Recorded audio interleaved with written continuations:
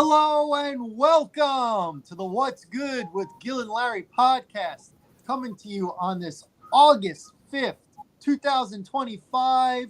I am joined by my main man, my partner, Mr. LL himself, Larry Loper. And we got a couple of special guests on this fine special occasion, Super Top 10. We got from Matt's Monday Review, Matt Shackelford, and the queen of film herself, Michelle Chaffatelli. Thank you all for joining us on the Box Office Buzz 302 channel. How we all doing? Oh, man. I'm great, Gil. A little hot. I'm hot. Somebody's AC isn't working. I'm Not guessing. working. I need the Ghostbusters to come through real quick, man. Oh. Shh. How are you doing, Matt? Oh, wonderful. Absolutely wonderful. Great. Got a coffee, as always. Yes. And Michelle, we've done. I got a coffee too. Oh, I only got a water, a big one. Yeah, me too. Well, listen, we all knew what the mission was for this top 10. And it is arguably the greatest year of film, or at least in my lifetime. It is going to be the top 10 films that were theatrical releases in the year 1984. Great year in music. A bunch of things happened socially that year, but we are primarily going to talk about the movies. Before we get started, I just want everyone's reaction when the list was done, their initial feeling. Like, what was, Larry, let's start with you. What was your initial feeling when the list was complete? What was the first emotion you went through? One, childhood, iconic roles. Like, for me, when I looked at the list, I said, man, these movies were stamped. Like, right now, if I watch them right now and I say I showed them to my grandkids, I think they would still have the same type of emotion that I had, you know, with a lot of them. And then some of them I would have to explain it to them, but I think they could probably get into it. And just the stamp it had, and just seeing cinematic in general. All these were like iconic movies. And I was so surprised by that year, because I was like, what made Gil pick 1984 of all years? Why you pick that? And I realized that many movies were made in 1 year. So I walked away with just, I think my list is dope. Typical me. It's typical. You know, it's nothing.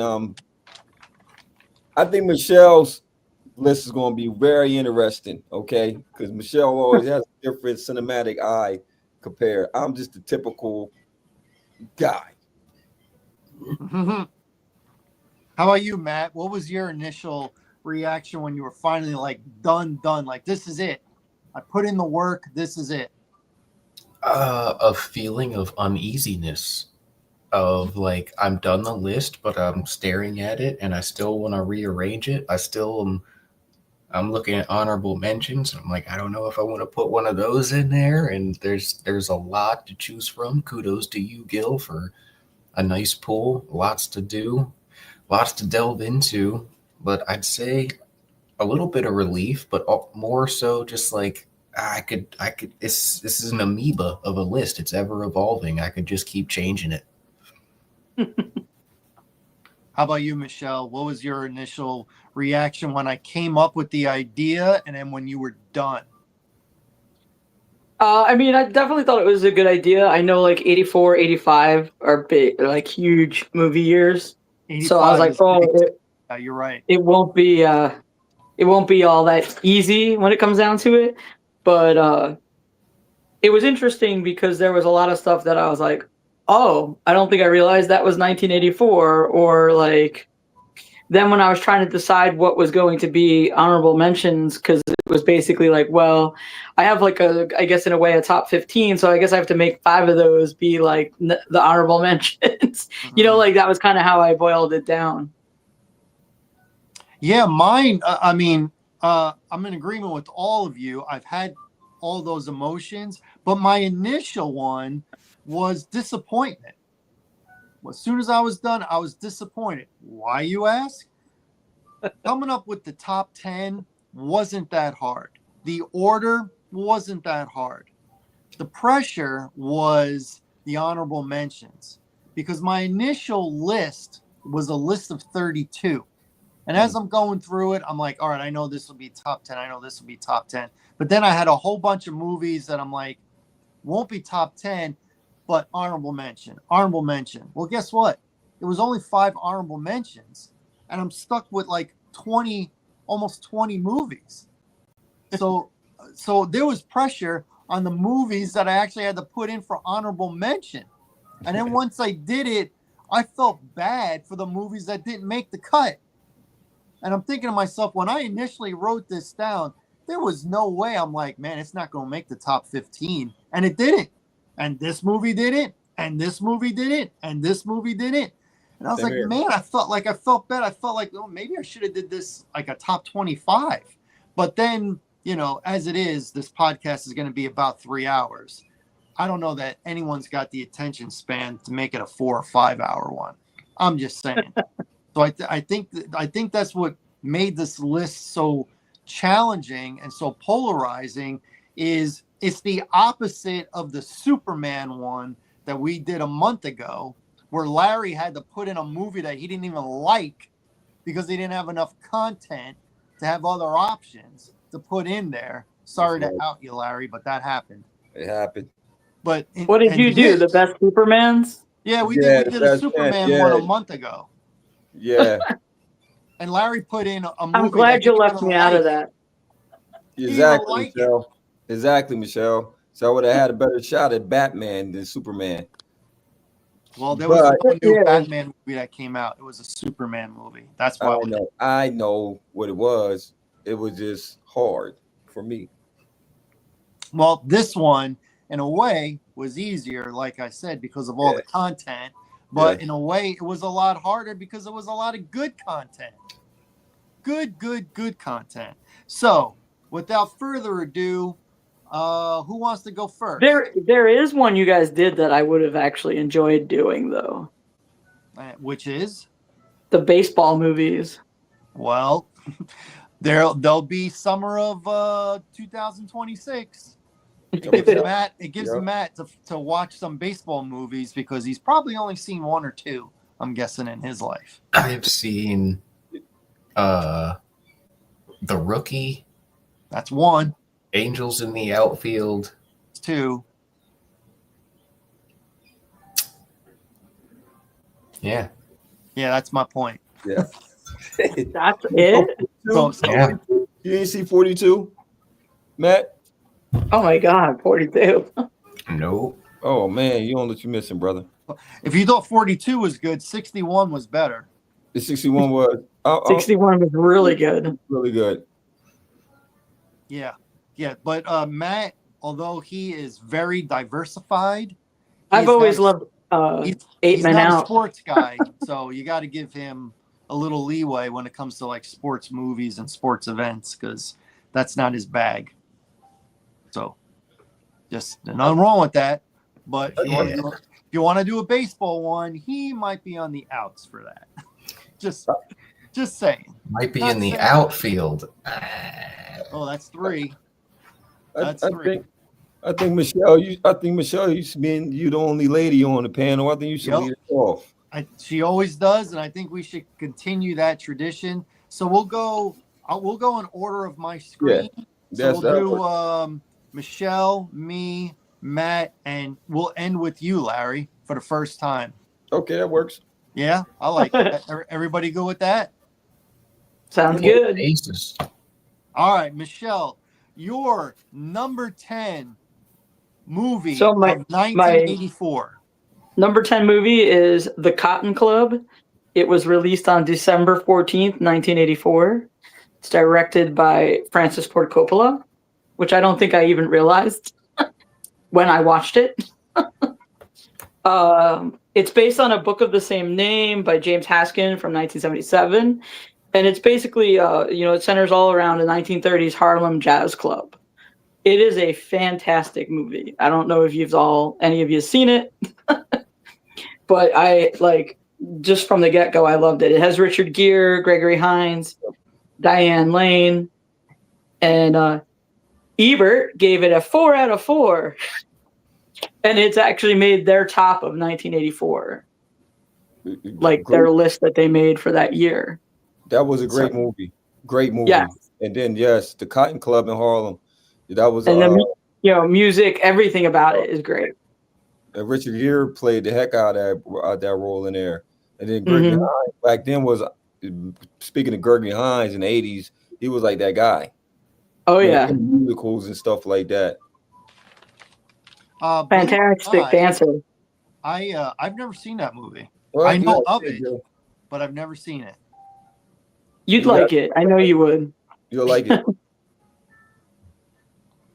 Well, I mean, I can't really comment on it other than the actors that you mentioned and the director that you mentioned are all people that I like. So I'm gonna have to. And then with Coppola, I don't feel I need to mention other things he directed. I feel he's very obvious. But there are directors, just to give a little hint of the future, that directed things that have on my list that people would be surprised at what else they directed.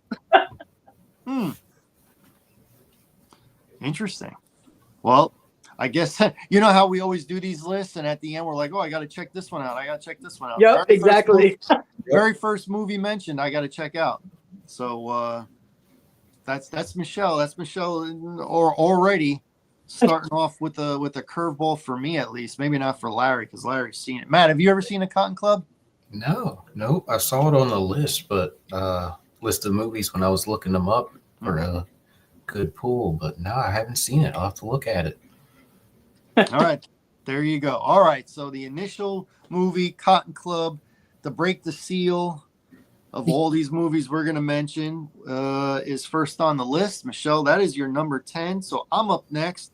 My number 10, I'm going to guess Larry and Matt has not seen, but they might have. But I'm also going to guess that Michelle definitely saw this movie and might even be on her list. My number 10, this brings back memories. My number 10 is The Muppets Take Manhattan. Directed by Frank Oz. Now, a few of the things that stood out with this movie that I really liked was it introduced the Muppet Babies, which later became a cartoon, Saturday morning fixture. It what was another thing? One of the characters, one of the Muppets, was a frog named Gil, which was very rare at the time for anybody else to be named Gil in my lifetime on TV, movies. Even when you go to the store and you look at those little name tags, it'll say Gail or Gary, but you don't find Gil. So the fact that a character named Gil in there, that stood out with me. And the third thing, and this was a big thing for me back then in 1984, Brooke Shields had a cameo in it, and she was my first celebrity crush. So The Muppets Take Manhattan. I don't even have to say what the movie's about for Michelle, but for you guys, if you didn't see it, so the Muppets, they're in college. They come up with this like little show, musical, and it's about New York. And the audience, when the show is over, they say, "Hey, you should take this to Broadway and stuff like that." And the Muppets are like, "Yeah, let's go perform on Broadway." Yada yada yada.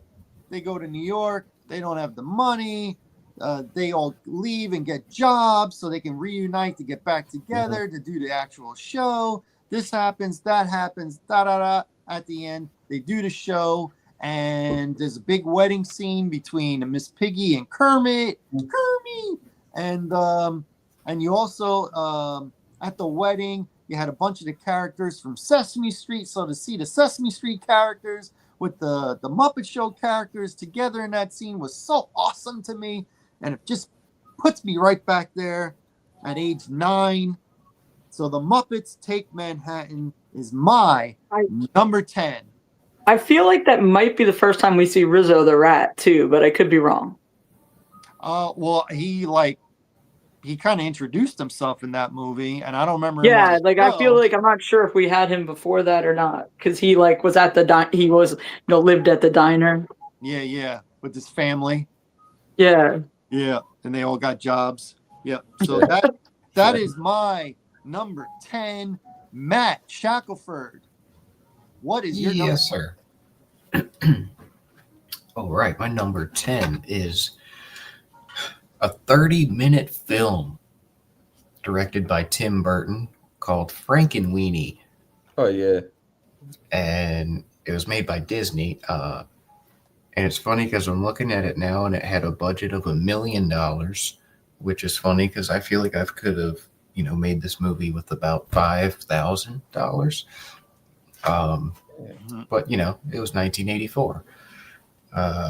Classic Frankenstein story with a twist. A boy's dog dies, he brings it back to life, and then chaos ensues. It's a charming little film that later spawned, I think, a feature-length claymation movie. It was, I think, 2002, but I could be wrong on that.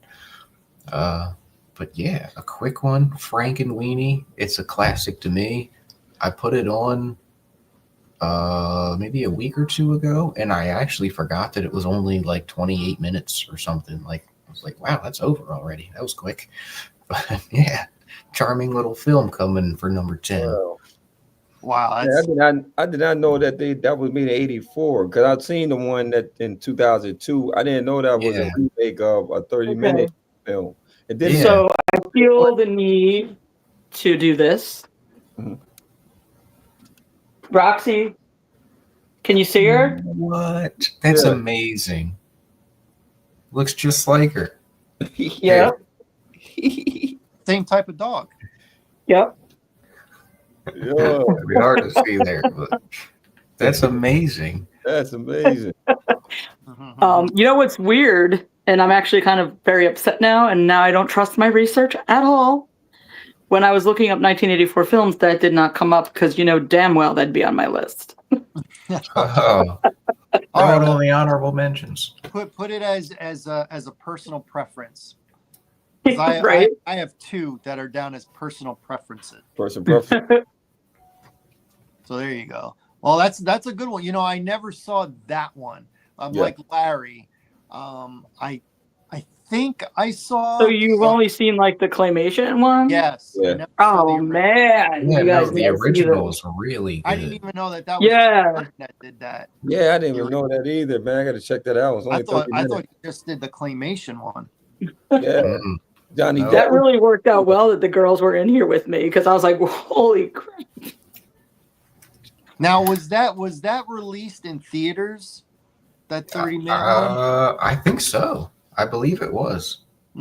It was probably like in front of something because they used to do that a Oh, lot. I They would remember. put like a short film in front of something else. Yep. Or in between like a double feature. Yeah.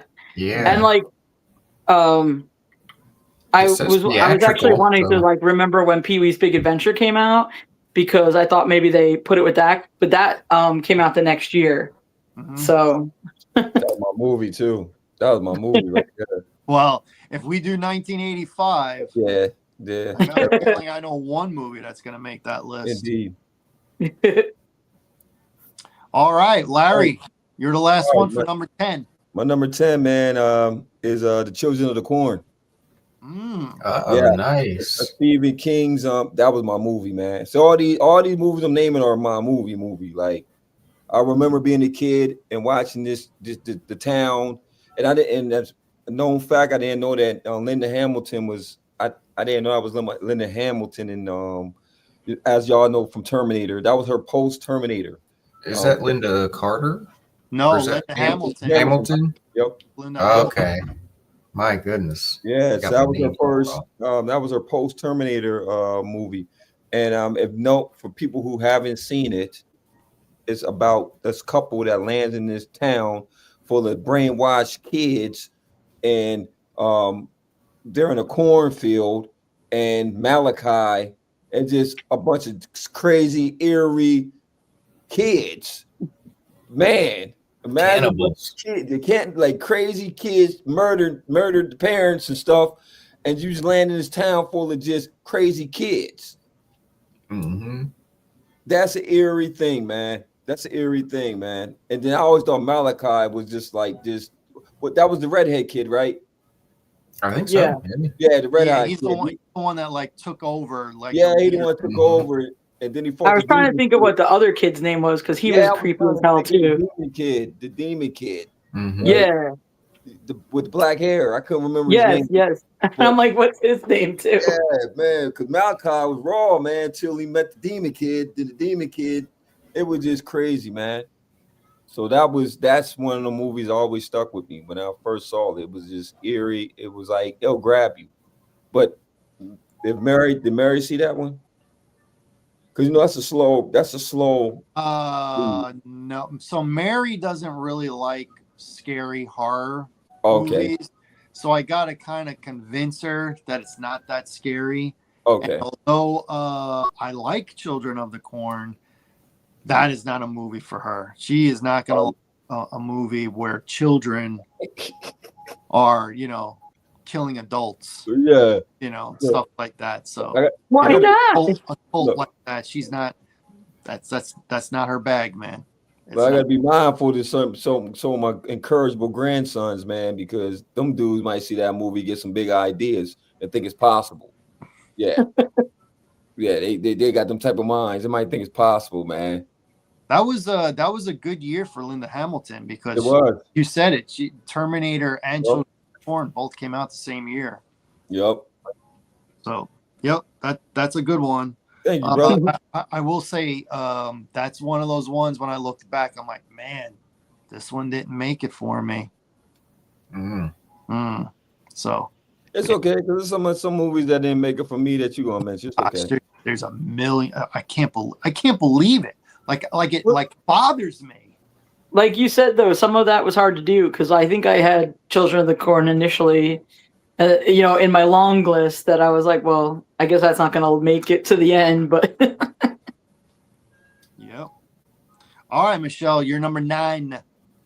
Now, see, my number 9, possibly everyone has it on their list. My number 9 is just probably earlier in the top 10 than I think others would have it.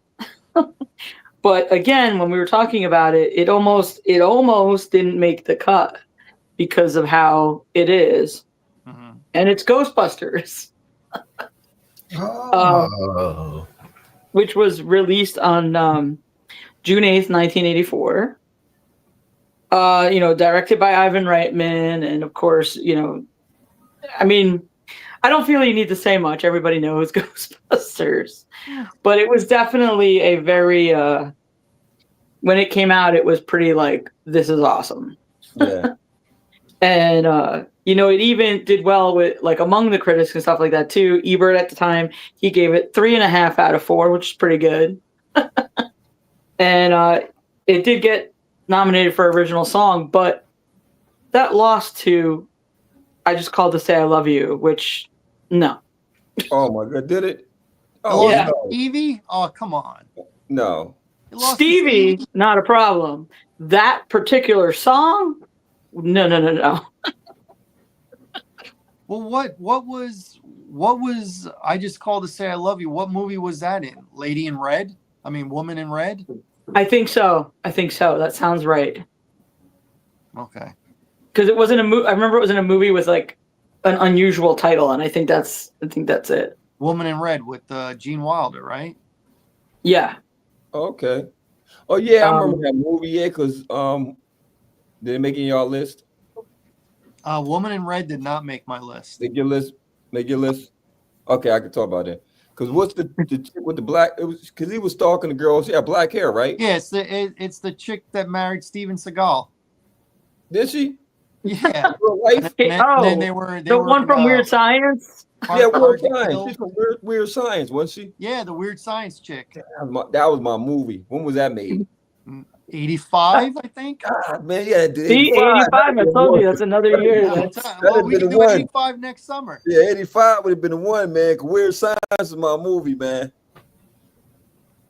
I think 84 is just fine. We'll do 85 next.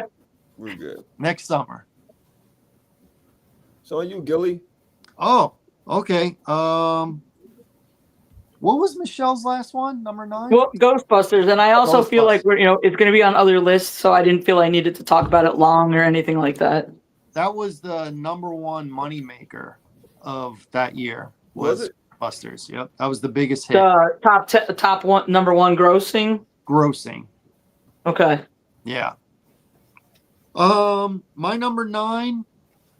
It as an adult, I think it's a little corny, but at the time and the build up and the music and all that, I loved it. My number 9 is Footloose. Ooh, I agree. Kevin Bacon, Starring Kevin the Bacon. Baconator. Laurie Singer and John Lithgow. Oh, we've all seen it. We know city kid moves to a small country town where they outlaw rock and roll music and dance and stuff like that. And he just wants them to dance. Just dance. Come on. And he teaches Chris Penn how to dance. Oh. And then the religious John Lithgow, trying to save the town, trying to save the kids from that noise, but it's not noise. It's rock and roll, man, and it's in your heart. It's in your heart.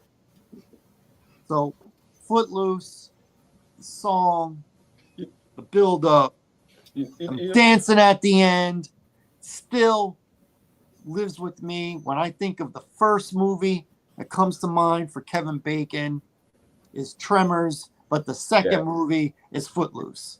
Tremors. You know what's so great about this year, Gil? What's is up? that it's like self-explanatory. So you kind of got to dig to find out, because a lot of these movies, like who haven't seen these movies, especially the ones that were like kind of the famous. Like, do you really have to explain what the movie is? Like she said, Ghostbusters. Do you really have to explain what Ghostbusters is? Like, I mean, it's kind of hard to say, hey, man, who never seen Slimer and, the original, because the kids nowadays don't know about the original. They probably seen the newest version of it, which I don't think it could even compare to the original. It just doesn't compare to the original. Well, if you're a millennial or younger, which by the way, Matt is younger than a millennial. Most people they've heard of a lot of these movies, but they've probably not seen them all. They didn't, when you're born in the 2000s, or late 90s, you're not gonna know these movies. So, we can't just assume everyone's heard of this. Everyone knows this. We can, the four of us can just rattle off 10 movies and that could be the end of it. Or we could be nostalgic and go back to that moment and talk about it like we're right there, like we had just seen it in a movie theater. Because it gives me the goosebumps when I bring it up. And I remember the build-up. I remember if I saw this with my father or my mother or my friends or my mother and my friends, things like that. And brings me right back there. A lot of these movies now kind of seem corny to me. But if I put myself back when I was 9, 10, when I watched it on VHS, back when it took 6 months for a movie to go from theaters to VHS. That's true. So I was 9, 10 years old, man, and man, I was living the life. It was great. It was great to be Generation X, which is what Michelle and I are, and I guess you kind of are too, Larry. Yeah, I guess so. Where you're a kid in the 80s and then a teenager to young adult in the 90s. That's perfect. Yeah, that was perfect. My inspiration of being a kid, I'm so glad was in the 80s. So glad. The one thing about Footloose, even though I always liked it, even as a kid, I found it stupid that they would make dancing illegal. Yeah. It was like a stupid plot point to me, even as a kid. I'm like, no one's going to really do that. I would believe they would ban the music before the dancing. That was the part that was a little hard for me. Well, wasn't that a thing? Okay, so this is in America, but in Ireland, isn't that how river dancing originated? Isn't that why they're so stiff from the waist up? Because of I don't know, to be honest. I think you really weren't allowed to dance in Ireland Wow. by law, and how the houses I were mean, and built. it's possible if that, obviously if that's something that was old and it held over for a while, but like, again, even for the 80s, that just seemed too, like, if they had made the movie like dated as opposed to like in the present time of what it was, Mhm.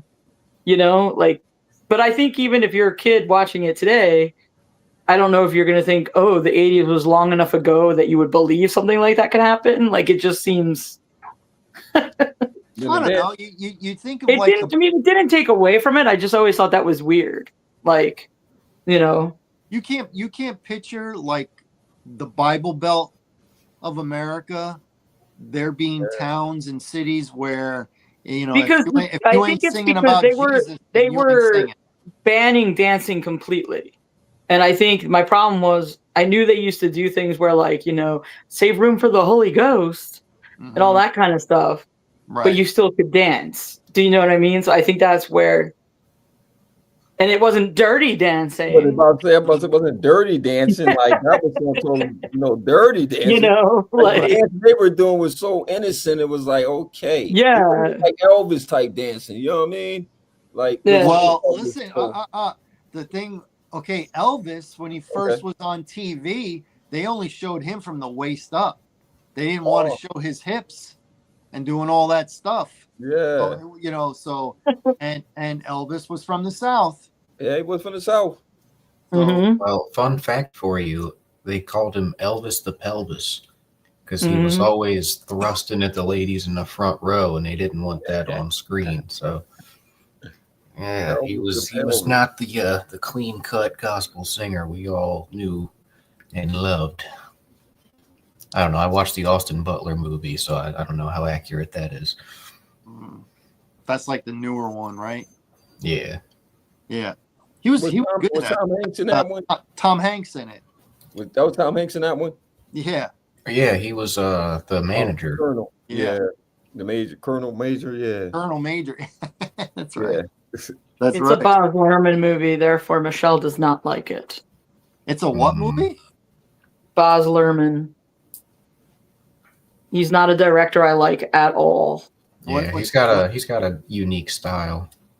It's not a good one. He did Moulin Rouge, which is one of the movies I hate with a passion. Oh man. When Michelle don't like something, man, it's personal. Yeah, I like it though. I like it though. Yeah. All right, Matt, you're number 9. Let's keep it rolling. My number 9 is who are you gonna call? Same as Michelle. I'm a sucker. Oh, look at that! Somebody else had it as number 9. I'm so shocked. Number 9, man. Well, Y'all rated very- number 9. Well, this is my list. I knew everybody was going to have Ghostbusters, so it's just farther down the list. I got to throw some unique pools as my, top couple. But dude, I love Rick Moranis. Any movie he's in, I'll watch. Dan Aykroyd's the man. Bill Murray. Can't remember the guy's name who did Spangler, but oh my god, just super cool. Quotable. Who you gonna call? Don't cross the streams. Just a cool movie. The effects, the car, the decal, the iconic, Larry, you got the logo right there, man. There. I mean, everybody knows it. You see that, you know who it is. I don't need to go on and on. We kind of talked about it, but what a great movie. All these great things about this movie, and no one's mentioned how hot Sigourney Weaver looked in this movie. I mean, hot. Muy caliente. I thought she looked hot in the second one. Yeah, well, in the first one. one. Was the second? No, the first one. No, the first one. That was the first one. I'm sorry, it was the first one because that's when she was the dog. She became the dog, right? Like that demon dog. The demon dog. Yeah. Yeah, on the roof at the end there. Yeah. Yeah. Zool. Yeah, man. Yeah. I mean, I love Ghostbusters. So yeah, me too. There's not anything I want to say about it at this moment. Tease. I think You it's a good teased. pull. Good pull for Matt and Michelle at this point. Oh man, my number 9, an iconic character that's been stamped through time. Um, A Nightmare on Elm Street. Wes Craven directed film. Brought us Freddy Krueger, an iconic character. Let me break it down for the kids. Who's I don't know what these kids are nowadays. What are they, Gil? What are they? Millennials. Are they Well, millennials? right now, if you're a kid right now, what do they Yeah. call these kids these days? Is that I the don't know. Gen Lost Alpha? generation? Are they NASA baby? Is it Gen Alpha or? Alpha. Is it Alpha? I think it's Alpha. I don't I've know. heard Gen Alpha. I just wasn't sure if that was the. Yeah. So if you're Gen Alpha, for those people, them kids is the parents allowing us to watch this program, which is a great program. It's G-rated, okay? Freddy Krueger was a guy who, if you looked at the backstory, was crazy, man. He killed kids, man. I went from a town of kids to a guy that killed kids. Okay, the town got against him, burnt him, did him bad like you supposed to do because he was a child murderer. So they burnt him, right? So he came back and haunted the kids of those parents. I think the first one was the scariest one to me. I think after the third one, it got to be a comedy. You start watching Freddy, it got funny more than it was scary. You know, he had the good one-liners, the setups. But the first 2 movies, it was a horror film. Like I really believed that Freddy could come get me in my sleep. You know, when you're a kid, you really believe this could happen. Okay, so I remember having that fear of Freddy, and get my mom and I think the dad at the time. My dad was kind of mad because I had one of them dads, man. So he didn't understand kid fears. Okay. So you wake up screaming and your dad coming in, what you screaming for? Because Freddy coming to get me. Shut up. Go to sleep. That part. Well, that's I think that's what's the brilliance of it is because it's like, don't go to sleep. Yeah. Freddy's coming. And I didn't know, man. I mean, that it was only I didn't know it was only a $1.8 million budget on that film, man. They did a good job for $1.8 million budget, man. They actually did a good job. And I always go back to I loved them movies back then because they used what they had. It wasn't too much CTG. It wasn't no CGI, none of that stuff. It was what you had. And look what you got out of it, man. Freddy Krueger. And they made 25 mil off of that thing. In 84, that's a good haul. Yeah. The practical effects that they did for that film was insane. Like the bed. Yeah, the blood. The bed, they built that. They built the bed. They had hundreds of, probably thousands of gallons of real fake blood. Or not real, but, fake blood. And they had a stunt double fall into that and then have that actually explode up into the room and fill the room. Like I watched the behind the scenes for that film and they had pretty much they were like, we got to get this in one take or else we got to build a whole kit and caboodle again. And the big Freddy Krueger head was real. They built that. They built that in a warehouse and they had operators shove the head through and just amazing. And God, I can't remember John England, right?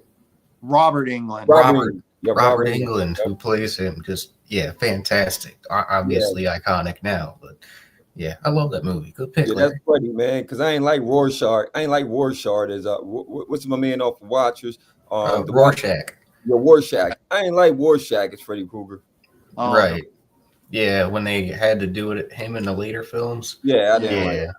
I mean, you could tell, and then they got lazy with the practical effects, and it looked like ketchup, and it was bad. It was bad. It was bad. They just kind of just didn't give it. It's like watching new Star Wars, man. Y'all just killed a great franchise, man.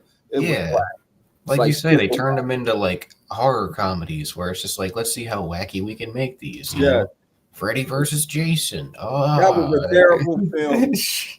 That and Jason in Outer Space probably Jason X. Jason in space. Oh, that was terrible. Terrible. I'm sorry, Michelle. What's your 8? I didn't get it off.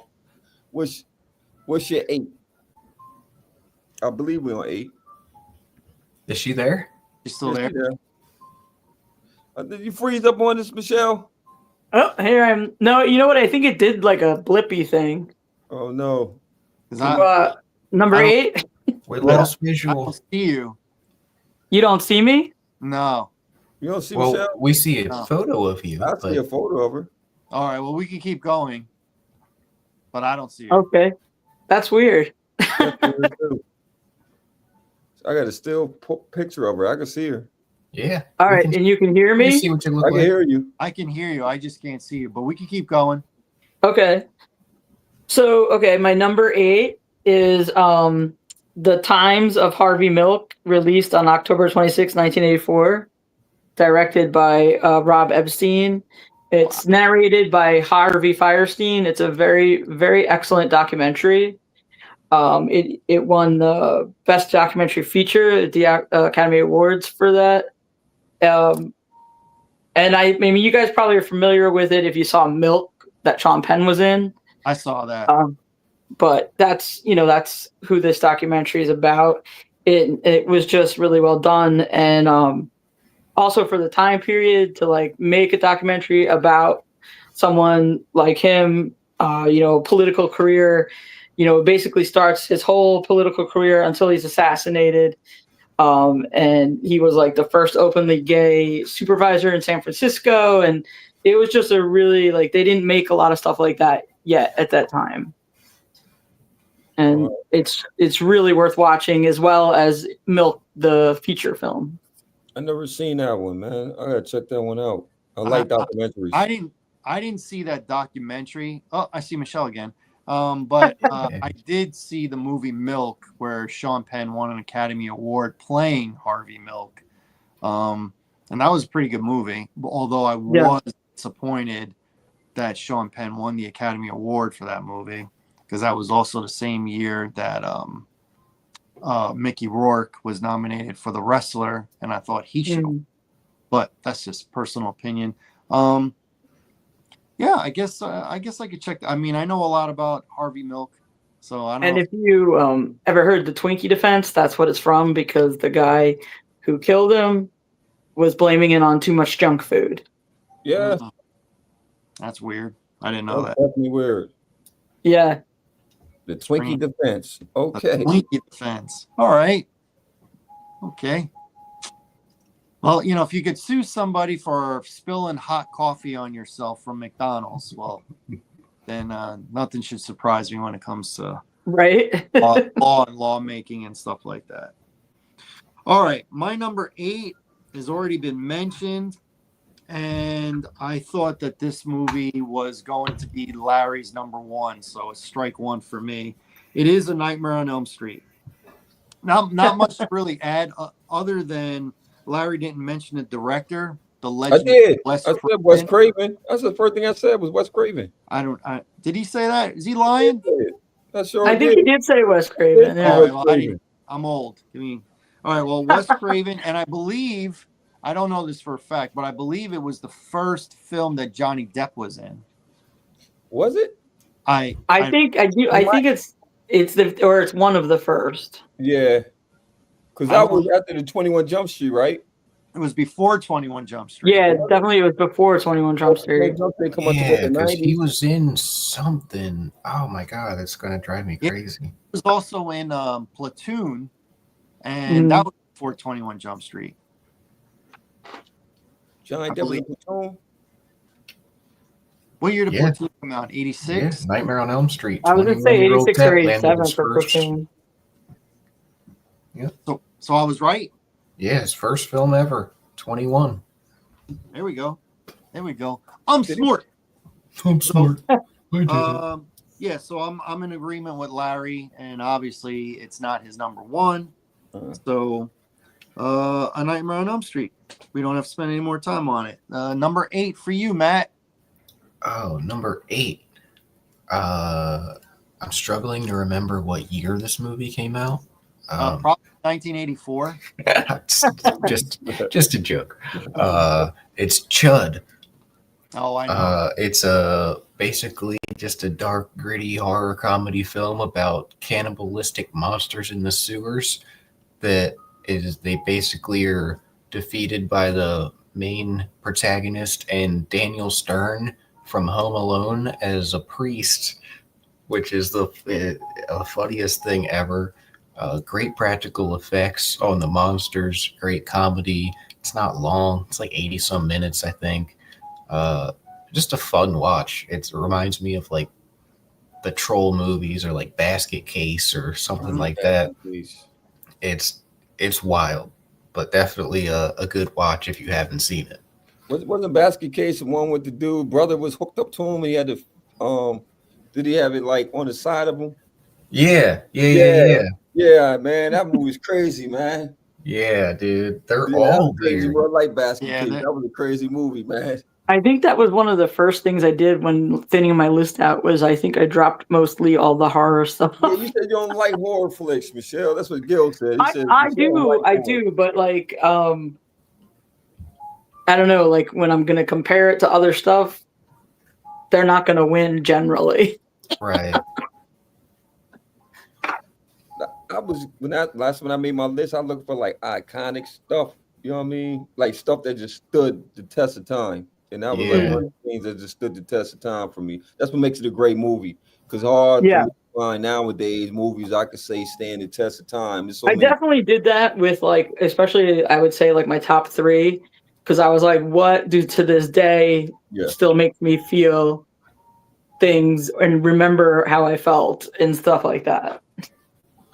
Yeah, absolutely. That's what I walked away from. How did I feel then and how could I feel now? Like you were saying, some stuff would be like, it's cheesy now watching it, man. It's corny. So I don't have that same feeling, you know what I mean? But if I could still have that same feeling, like I watch Ghostbusters right now, I still have that same feeling I had when I first watched it. Mm-hmm. And I'll be like, wow, they made this in the 80s. Well, that song, I mean, that song just kind of like puts a smile on your face. Word, it does, man. Or even like just the State Puff, man. Like State Puff is just enough to get you. Yeah, the State Puff. Like, come on, man. That was, man.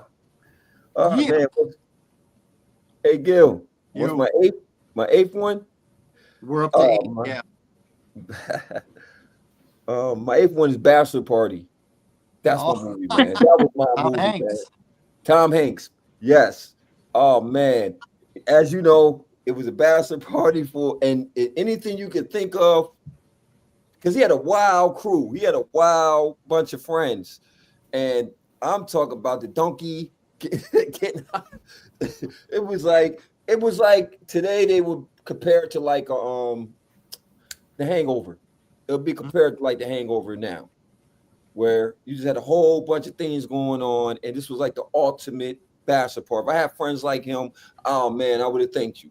If Gil, you threw me anything like he had, I would have been happy. Matt, if you'd have been along and you hung out with us, and Gil did everything, and we could lose ourselves, Bachelor Party was that movie for me. And as a kid, it was a lot going on. Some stuff you ain't allowed to watch because some parts were seen that kids were not allowed to watch. And I think I kind of snuck and watched it a little bit. But great movie, man. Oh man, especially when they had that party and the police came but there wasn't the police. And it was crazy movie. To this day, if I watch Bachelor Party, I still have that same feeling. Yeah, I didn't watch that in 84 for obvious reasons. I did not. It was some years later. And now I don't really want to watch it because Tony Katan, she's not around anymore and makes me sad. Is that the one? Is that the stripper lady? That was the hot chick that he was going to marry. Was going to marry. She's the one that was in the White Snake or Warrant video. Okay. The White Snake video where she's doing all those flips and spreading her legs on the car. Yep. She did. She died like 5 years ago. Yeah. Legends don't last forever, man. What was that other one that she did? Witchboard? I think she was in that horror film, Witchboard. It was a little corny, but she was in that. But yeah, man. Tom Hanks had a couple movies that year. One of them may get mentioned later. Or not. All right. Who knows? Number 7. Number All 7. right. Michelle. So number 7 is The Natural, released on May 11th, 1984, directed by Barry Levinson, who also did a few things I think people would know well. Diner, Good Morning Vietnam, Rain Man, Bugsy. It's also based on a novel of the same name. Interestingly, the movie ends like kind of happy ending-ish, but the book does not. And I actually really love this movie. I think it's one of the best baseball movies. Yeah. And really good cast: Robert Redford, Glenn Close. You even got Kim Basinger and what's his name? Wilford Brimley. Grimly. And it was actually nominated too for I think 4 awards. But the only acting one was for Glenn Close for supporting. And I think it's just one of those ones. It goes like a beginning to an end, and like when you almost like if you were watching like a full epic story of somebody from like birth to death. Like I like when something takes a span of time like that, and then it really tells the story well. Like you enjoy it. The music is really great. Fun fact, if you go see Billy Joel in concert, The Natural is the last thing that is played before he takes the stage. The score to the main score. So. Did you see that new documentary on him on Max? I did. Yeah. A 2-parter? Yeah, it's a good one. Oh, yeah. It's a real good one. I only watched the first episode so far. I haven't watched the second one yet. You know, I like that, Gil. I'm a musician, so I always dig the musicians because I already know behind the scenes a lot of things that people ain't privy to. You know what I mean? So I'll be wanting to know the backstory. You know, it was really well done, actually. Yeah, I didn't know all that about like his first wife and stuff. I always thought Billy Joel, my generation, was the best storyteller with his lyrics to his songs.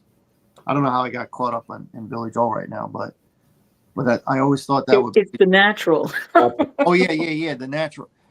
But don't you agree? Like if you listen to the lyrics of his song, he's telling a whole story. Yeah, a whole story.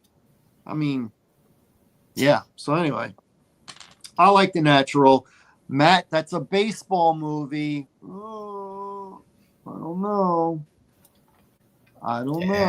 Hey, if we do a baseball cast, I'll watch a bunch of them. Well, I'll recommend a whole bunch of them because there's a lot of. When it comes to sports movies, I think baseball movies are the best. Not that I haven't seen a few other sports movies that are good, but baseball movies are definitely the best. And you don't have to be a sports person to like them. That's probably true. I mean, probably true about that one, or that or race cars. That's true because I actually hate car racing. Love car racing movies, especially good ones. Like I saw F1, but like I don't like some of the cheesier ones. Did you like Days of Thunder? I didn't. Tom Cruise. It's Tom Cruise, so that's part of the problem for me. You hate Tom Cruise? Yeah, I'm not a Tom Cruise person.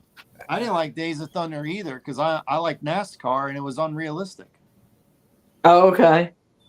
Maybe that's partially why I didn't like it either, because like I do like other real car racing, because like other than the first one, I don't like the Fast and Furious movies. The first one was good. It was like a normal movie. The rest of it is like dumb. It's dumb. Rush. I did like Rush. I liked Rush. The Formula. I don't know if I saw that. That's one with Louder and James Hunt. That back in what was that, Gil? What year was that when Louder the Formula One days? Yeah. And Louder got in a bad accident and burnt his face. 70s, 80s, something like that. Yeah. I even watched there's a really good, I think it was like 2 or 3 parts, maybe 2 to 4 parts. I don't remember exactly, but it was a documentary that's fairly recent about Earnhardt. That was actually really Oh, good. yeah, that was good. That was good, Michelle, because that made me. I called Gil, and I said I didn't know by watching that because I'm not really a NASCAR guy. My lady is. I'm not. Her dad used to actually take her. Her dad met Earnhardt and all that stuff. But I got to understand how NASCAR was. I didn't know about being aggressive. Like he was an aggressive driver. I didn't understand none of that stuff, and I didn't understand that he died when he died, how he died, like the last lap, and it was just a crazy accident that it didn't even look major. But No, there was that other accident he was in that looked worse, but I guess this one essentially snapped his neck. that was Which crazy. is, yeah. And that was him just trying to let my man win, who never won before. And like I said, I don't like car racing at all, but I find like some of the movies or like the documentaries are interesting to me. Don't ask me how that makes sense, but Well, what about this new one that's out now, F1 with Brad Pitt? I saw I it. didn't see that one. Did Saw you it? see it? You liked it? Yeah, I did. It was It's good. good. It's good. Yeah, I thought it was pretty good. I think the guy who directed it is the same guy who did the last Top Gun movie, Top Gun Maverick. Uh-huh. I like those camera angles, and like you feel like you're like in the car, like you felt like Yeah, you're in the yes. scene. Yeah. And I think there's a good like you know, like the old crew going out, the new crew coming in kind of thing and all that. And it gave me a very new impressive love of Brad Pitt because I didn't realize how well he was aging. Okay. Did he have any scenes where he was eating? He always Probably. eat, man. You right about Always, that, man. he eats a lot in movies. Look, I feel like yes. A time in Hollywood, he was eating beans, wasn't he? A can of beans. You ever seen Once Upon a Time in Hollywood with him and Leo DiCaprio? I know Yeah. you don't like Leo DiCaprio, Michelle. That was a good I movie. did see that though. Yeah, He's also eating in Moneyball. He's eating lunch. He's eating a sandwich. yeah. He's also eating in Ocean's 11, the shrimp Yeah. cocktail. Did he eat in Mrs. Was he eating in Mr. and Mrs. Smith? I don't remember. I don't either. I don't remember.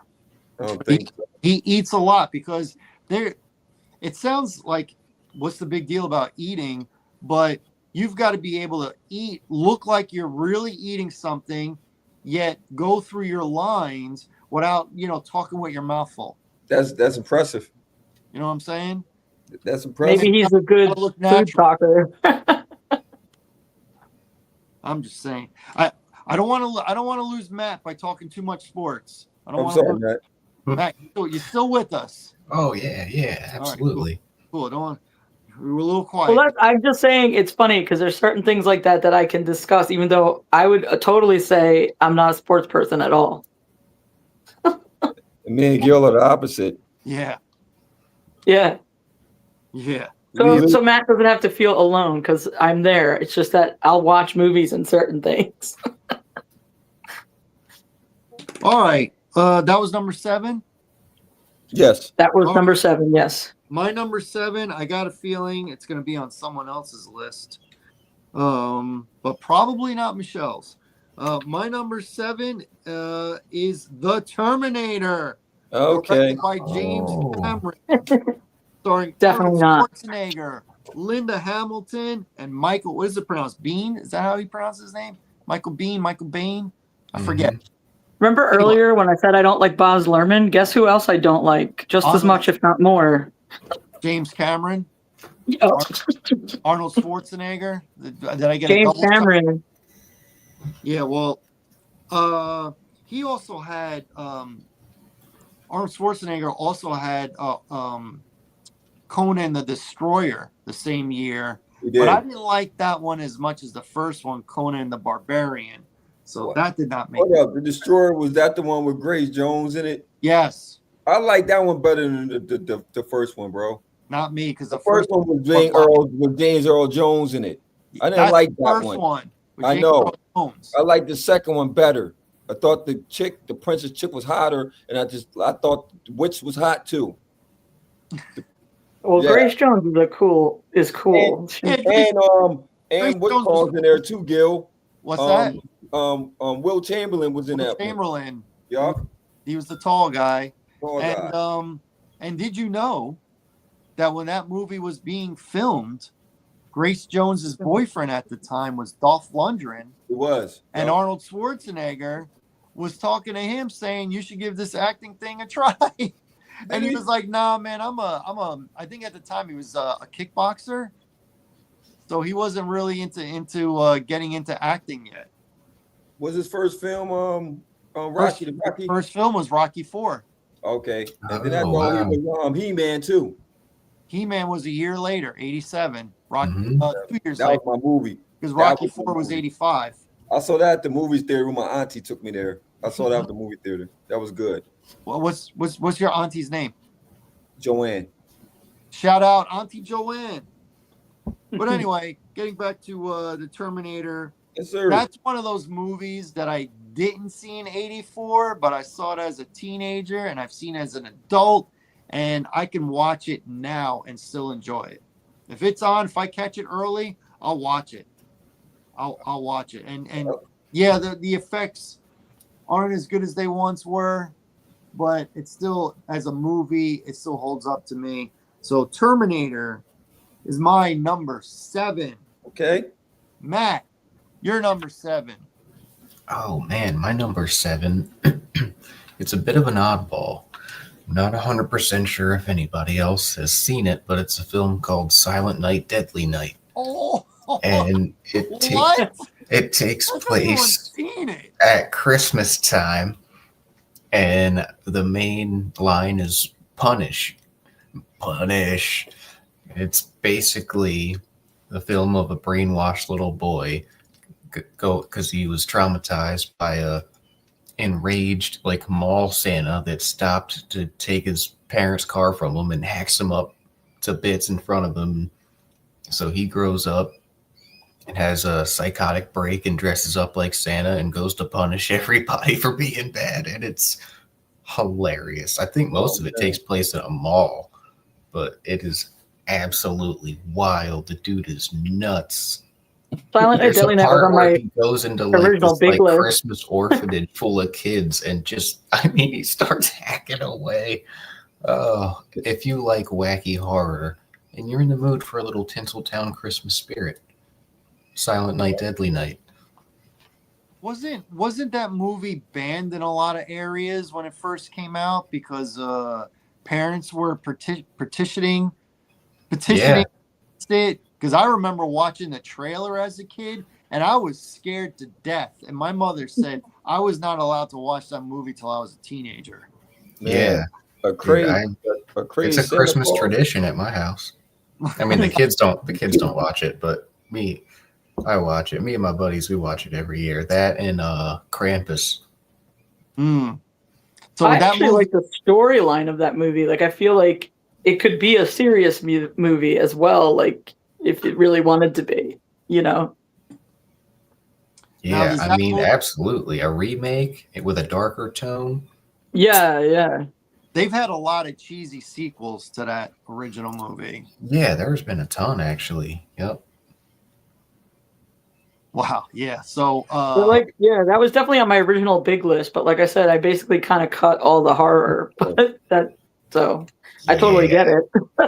Well, hey, fall time, winter time's coming up. Give it a watch. I'm talking to you, audience. I'm sure everybody in the panel's seen it. I've seen it more than once. Yeah. Larry, you seen it? Silent Night? No, I got to check it out. Oh, What? somebody didn't see I it. got to check it out. Somebody didn't see it. It's a good one. Yeah, I'm going to check it out. Classic 80s slasher. It's cheesy. Oh, yeah. All right, Larry. My number 7, man, is another iconic role. I don't know if y'all seen it, but who knows? Beverly Hills Cop. With Eddie Murphy, Alex Foley. That was like one of his bitter breakout roles. When he's a Detroit cop whose partner got killed, and he's investigating a murder in Hollywood and Beverly Hills, and he's like the street smart, funny always got something going on type of cop. And then what's the judge? What's the dude's name? The tall dude. Judge Judge Reinhold. Judge Reinhold. Judge Reinhold, yeah. Judge Reinhold and his partner set the watch on because he's not supposed to be here, and he's investigating his murder in Beverly Hills with these dudes watching him, and eventually they end up solving it because it's a rich dude, it's a rich guy, and he's a powerful rich guy, and that got him killed. So Alex Foley ends up solving the case. And then, a lot of series, they have Beverly Hills Cop 2 spun off of it. I'm not really, of all the movies Eddie Murphy played, there's only a couple I actually liked. As he got older, he started getting more into the kid stuff. Then he started doing, I was just going to say, I don't like Eddie Murphy that much in movies. Yeah. I like him like stand-up and SNL years. You definitely stand up. Like, stand up, he's hilarious. Yeah, because like, Beverly Hills Cop, I only actually saw a few years ago, so it doesn't have any kind of resonance for me, And I don't think I've seen Coming to America yet. Oh my God, that's the best movie. Because I feel like I don't remember much about it if I did see it. So yeah, the original was good. Beverly Hills Cop, the original was good. The remake was dumb. I didn't like the new one. But the original. I mean, I didn't dislike Beverly Hills Cop. I just feel like because I only saw it in the last few years, it was just like, oh. But I just, like I was saying, I don't, Eddie Murphy for me isn't a big film guy. Like, I prefer him actual stand up and sketch comedy and stuff like that. That's how you ever see The Golden Child? I did. Michelle? What was that? You ever see The Golden Child? No. You gotta check The Golden Child out. Well, okay. If you didn't really like Beverly Hills Cop too much, you're not gonna like The Golden Child. I didn't dislike Beverly Hills Cop. I just feel like I didn't love it the way I think everyone did when it came out, kind of thing. And I don't know if it's because I only saw it a few years ago, or you know what I mean. Like, for me, Michelle, when it first came out, I'm not gonna lie to you. I was like you. I wasn't really like, oh, I gotta see this movie. Like, I remember my uncle actually turned me on to Beverly Hills Cop, and then when I was watching, I said, "Oh, it ain't that bad." I started watching it and kind of got into it, but it wasn't a movie I was looking for. I didn't think it was going to be as good as it was. Okay. I couldn't see it. I didn't think the plot. I couldn't see the plot, but then as it started to develop, I said, "Oh, this ain't a bad movie at all." Is Eddie Murphy in the one with? Is it Richard Dreyfuss? Oh, Harlem Nights? No. Am I thinking of something completely different? Like there are two. Like I think there are cops also, but they're buddies. I don't know what I'm thinking of. The one with Nick Nolte? Yeah, or maybe it's Nick Nolte. Or 48 Hours. 48 hours. Okay. And then another 48 hours. Is that it? That's Eddie Murphy, right? Eddie Murphy, yep. Okay, I did actually like 48 Hours. What I said Richard Dreyfuss, it was Nick Nolte. Whoops. Yep. That's a big mistake. All these old white guys look the same. I can say that. I'm allowed to say that. I can say that. All right. Now we're going into the sixes. The last one before the top five. So, Michelle, you're 6.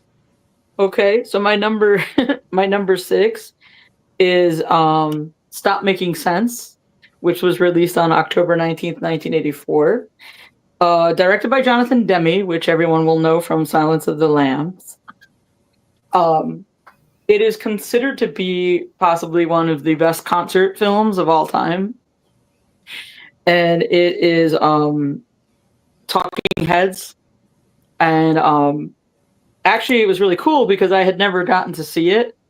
And then I think it was last year or the year before. I guess last year.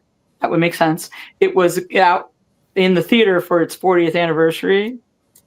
And so I went to see it, and I actually definitely had that reaction of like, wow, this was really an exceptional concert film / documentary. It was really awesome, listening to it and watching it, because Talking Heads to begin with are a very interesting visual band. They do a lot of funky stuff. Then you add the Jonathan Demme, directing it. They filmed it over 4 nights. So it was just amazing. And then the other thing that was cool is they did, in their concert, they did stuff that was David Byrne solo, as well as Tom Tom Club, which is 2 of the other members of the band's side project. So it was kind of like almost like 3 concerts in one in a way. I really definitely highly recommend it. If you like even just a song, one or 2 songs of Talking Heads, you'll like really enjoy it. What's it called again? Stop Making Sense. Stop Making Sense? Yes. And Ebert gave it 3.5 out of 4. Did he? Stop Making Sense. I've never even heard of it, but I do like the Talking Heads. Okay. I'm gonna write Yeah, that it's, down. it's interesting to me when I see a lot of these documentaries that were, or like concert films or documentaries or both, that have been directed by big time directors, and there's quite a few of that out there. Well, yeah, like you said, Demi, he did the Silence of the Lambs. That was the first one that came to mind for me. So between the band and the director, I'll probably give that a shot. Yeah, I think you'll like it. All right, that was your number 6. My number 6, very excited about it. Haven't seen it in a while. Very good movie. My number 6 is Firestarter. Oh yeah, that's my Directed by Mark L. Lester, starring Drew Barrymore, David Keith, Martin Sheen, and George C. Scott. Love this movie. I know it was a book. I think it's actually is it a Stephen King book? Yes. Mm-hmm. Stephen King book. Never read the book. Watched the movie a bunch of times. Thought the movie was great. I could still watch it, but I haven't watched it in a while. Listen, we've all probably seen it. This girl gets tortured and experimented on and all this stuff and deceived because she's got this power of anything she focuses on. She can turn into fire, light up fire, all this stuff. And at the end, and her father also had some kind of power too, Yeah. strong as hers. But ultimately, everybody dies. Yeah. And then sad ending, but good movie. Firestarter, my number 6. Drew Barrymore still has a little It's girl. another one that I kicked off my list. Yeah.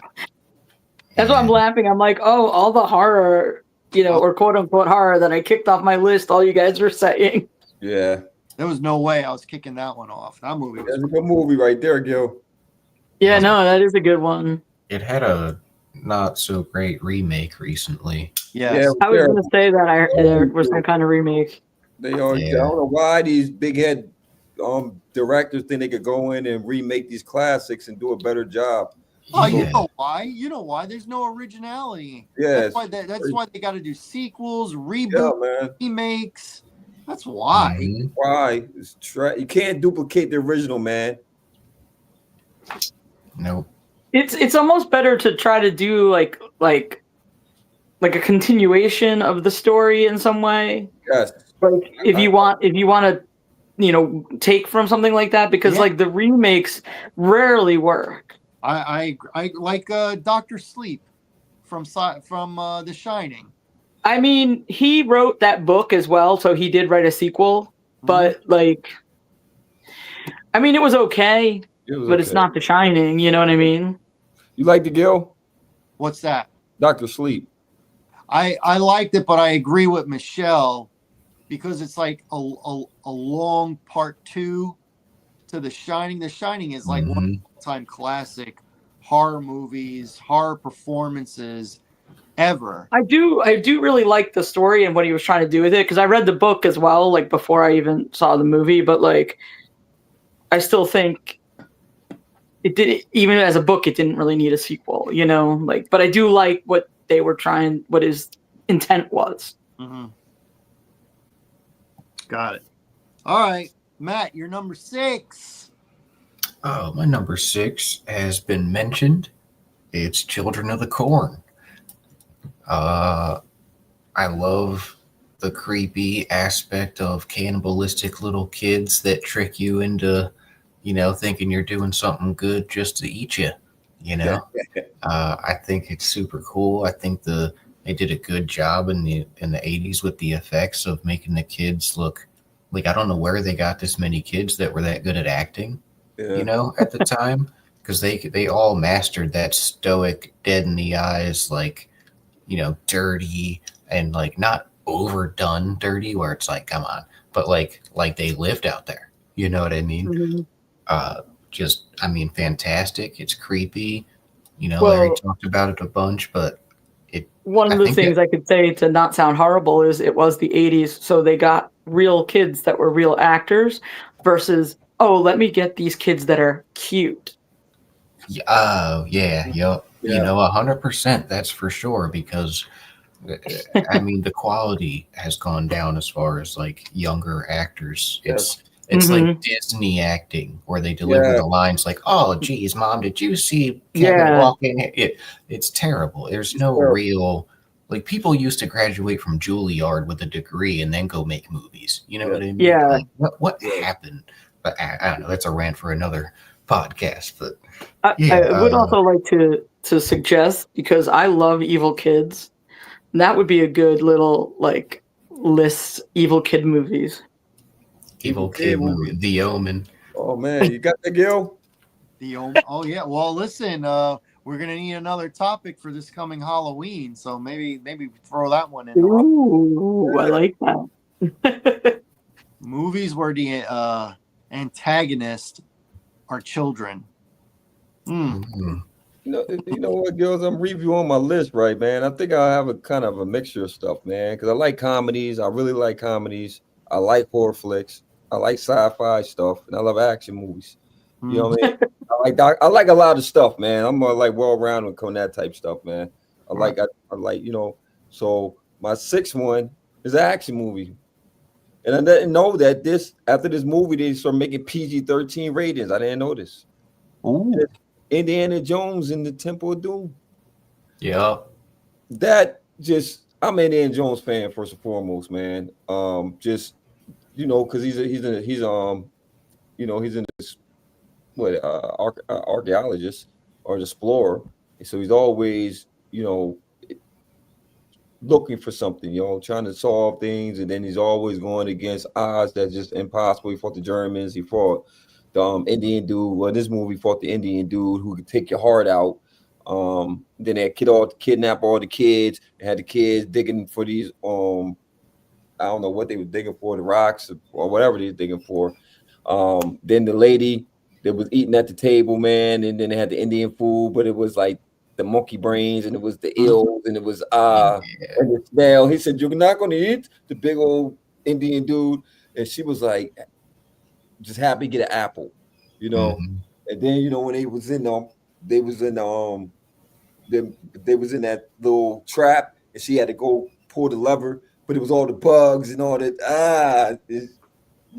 That part. So I just love that fact that, and it was Indiana Jones, man, with the whip, the little Chinese boy who was just Hmm. like the chauffeur. Short Round. Yeah, what was the name? Short Round. Yeah, sure. That was a great movie, Data. man. Great movie. Great movie. I think that the best one of all the ones to me was that one. I Mm. like a lot. I like a lot of them, but that was the best one. So Yeah. earlier when I said there was a movie that if not all of yous would have it, at least one of yous would, and it's not on my list because I never saw it till I was 25. That's Is that it? movie. Oh man. Awesome. Awesome. I mean, I it's love not that I Temple of Doom. disliked it. It's just like I feel like I was just like, by the time I saw it. But I had weirdly seen The Last Crusade. That was the only Indiana Jones movie I had ever seen prior to Mhm. that. Yeah, that Probably one's because great. of River Phoenix, because I loved him when I was a teenager. Um, but I will say one of my favorite things ever is like how he is with the snakes. Yeah. Hmm. Because that's just like I'm like, yep, I totally understand. Yeah. I don't deal with snakes either, Michelle. I Me couldn't. neither. Yeah. I couldn't. Nope. I'm good. I'm good. I'm good. And he really, it's crazy because of all the things he done conquered, like he done conquered a lot, but snakes was his weakness. Like he did not Yep. do snakes. And then when he was thrown in that pit full of them, oh man, not for me, not for me. But yeah, So Not for for me kids who have not seen Indiana Jones out there, I don't know if kids like, I don't know, because it's long and they this new generation babies, they like shorts. They don't really like movies, so it's hard for them to get into it. But I like Indiana Jones. I It's love definitely it. good. I mean, I'm it's with definitely you. worth watching. I would even watch it again. I think it was something I probably would have liked it better if I had seen it when it first came out, because I would have had that, oh wow, like It's one of those movies I watched last week. For the did first Mary time, not like it? I didn't watch it with Mary. I watched Oh. it. Oh, that wasn't one you watched with her? Yeah. No, the movies I watched with her, well, what it was, I mean, I'm not saying it is or isn't on my list, but I watched Splash with her. oh yeah, yeah, she ain't like And Splash. she didn't really care for it. You know what she didn't really care for it. Okay, I'll leave it at that. And and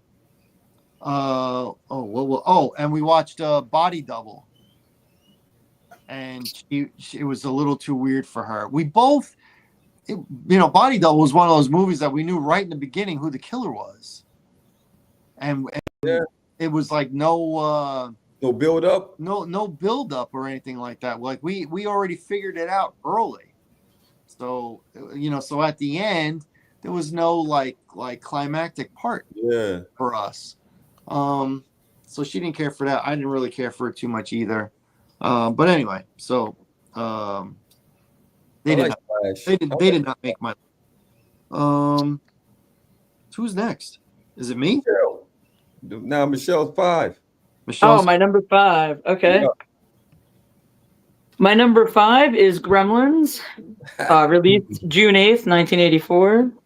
Directed by Joe Dante. He also directed Piranha and The Howling and Explorers and Inner Space and The Burbs. I like his little mix of like horror and comedy there. And he also directed Gremlins 2. And the screenplay is by Christopher Columbus, who everybody kind of knows as a very good director as well. Home Alone 2, Harry Potter, first and second. Just all like, there was a lot of good people making Gremlins. And one of the things that I always forget is that Howie Mandel is the voice of Gizmo. Yeah. Is he? And so it was like cool for me when I realized that again, like just like, making sure I had my info. I was like, oh my God, I forgot that again. But like I've known it. And Gremlins is just a fun movie. Like I kind of feel like I don't know how you could watch it and not enjoy it. Yeah. Yeah. There's a lot of little things that I guess, you were a kid when I was a kid when I saw it. So like things strike me as funny that maybe wouldn't strike me as funny, but like to this day, if anybody has those things that take you upstairs, I immediately see Gremlins and the lady flying up there, there's like a lot of silly things like that you just think of with Gremlins. Plus it's just kind of such a great little story and fun time. And I think it also has like lessons in there. Like this is what can happen, like. Don't feed them after midnight. Yep. Wet. And supposedly they're making Gremlins 3. Yes. Lady. Gremlins coming. Because the Gremlins, because 1 and 2 they ain't do bad. I like 2. I liked it too. 2 had I like 2 too. Yeah. 2 had Hulk Hogan in it. He did. The second one's got all that stuff when they're in the lab office building, right? In the lab stuff. Yeah. Okay. That was like the first Walmart, believe it or not. That's like the first Walmart superstore. Okay. Remember, it was all them stores and stuff in that one big building. Mm-hmm. This before Walmart came, so that was like the first kind of Walmart or superstore. And then you had the lab, you had all the food, the brain gremlin. Yeah, that was my man. I love Gremlins. And then a fun thing about Gremlins was that Christmas, me and my brother both got a Gizmo stuffed animal for Christmas. And Santa put it under the tree in the little car. So it was literally like real Gizmo in his car. That's cool. That's good. See, takes you back to your childhood, man.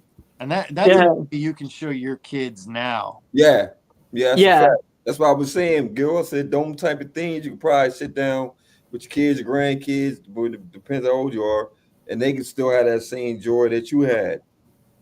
Yeah. Some movies hold up. Yeah. Great year, buddy. Absolutely. 84. Love it. All right. So what is this, number 5? Yes, sir.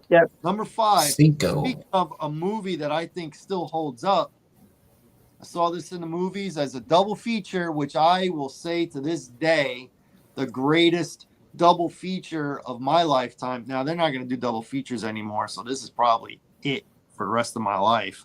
But in the 80s, I see double features all the time. This was not the first movie in the double feature. This was the second one. I can tell you for a fact that I know that this holds up because the little ones have seen this movie in our house. Oh yeah. They react to it the same way I did when I was 9 years old and saw it in the movies. And it is The Never Ending Story. Oh man. Man, what a great movie. Yeah.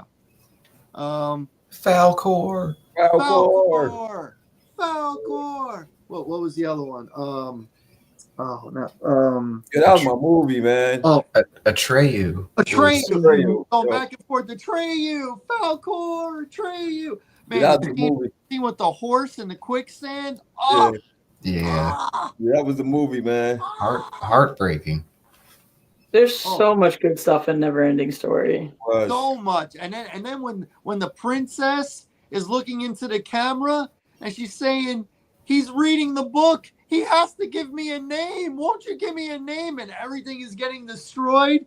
And he's got to believe that as he's reading the book, that he's the one that's got to give the princess the name. And he runs and the storm is happening and he yells out her name. Ah! So good. So good. Yeah. Yes, sir. My feeling. Yes, sir. Good one, Gil. Yeah, great. Man, I'm mad, man. I'm mad, man. Like, I'm mad now, man. I'm disappointed, man. Myself, man.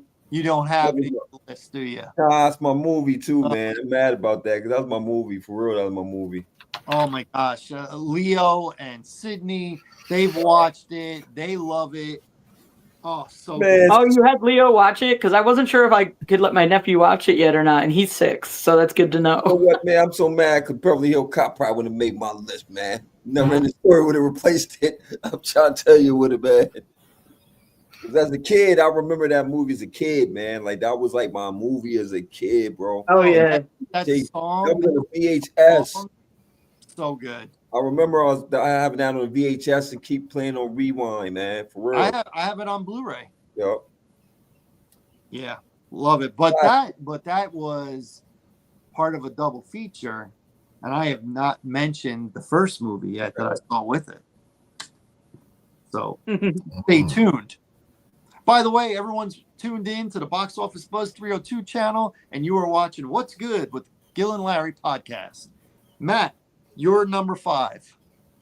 My number 5 is Terminator, or The Terminator, whichever title you prefer. Schwarzenegger at his, one of his better films, because he had to play a stoic robot, which he's very good at doing. A lot of memorable scenes in this one, very cool. We talked about it briefly. I like, I don't know, I'm all about practical effects. So when they spend thousands of hours building these, skeletons, these metal skeletons, and then covering them in flesh to look like people, and then blowing them up to, have them resemble all the wars and stuff that's going on. It's just, I'm impressed with the man hours it takes to build all of that and make it look realistic without tons and tons of CGI, that we have today that honestly makes movies look cheap and feel feel soulless a little bit. No, they need to like combine it. You need like a combo. You can put a little bit of CGI, but you need to do the old effects. When you mesh it together, it looks really awesome. Mhm. I agree. Yeah. When you do it well. I mean, it was on my list. A couple things I didn't mention about the Terminator. So, before they started filming, Arnold Schwarzenegger originally was trying out for the Kyle Reese character because it had more lines. Mm-hmm. And so he has a lunch with James Cameron. I don't know if you all know the story or not. And he said he wants to try for the Kyle Reese part. But he's telling James Cameron, whoever you cast, and they had somebody in mind, but nothing was official. But whoever you cast as the Terminator, you got to have him act like this. You got to have him do this. There has to be no emotion.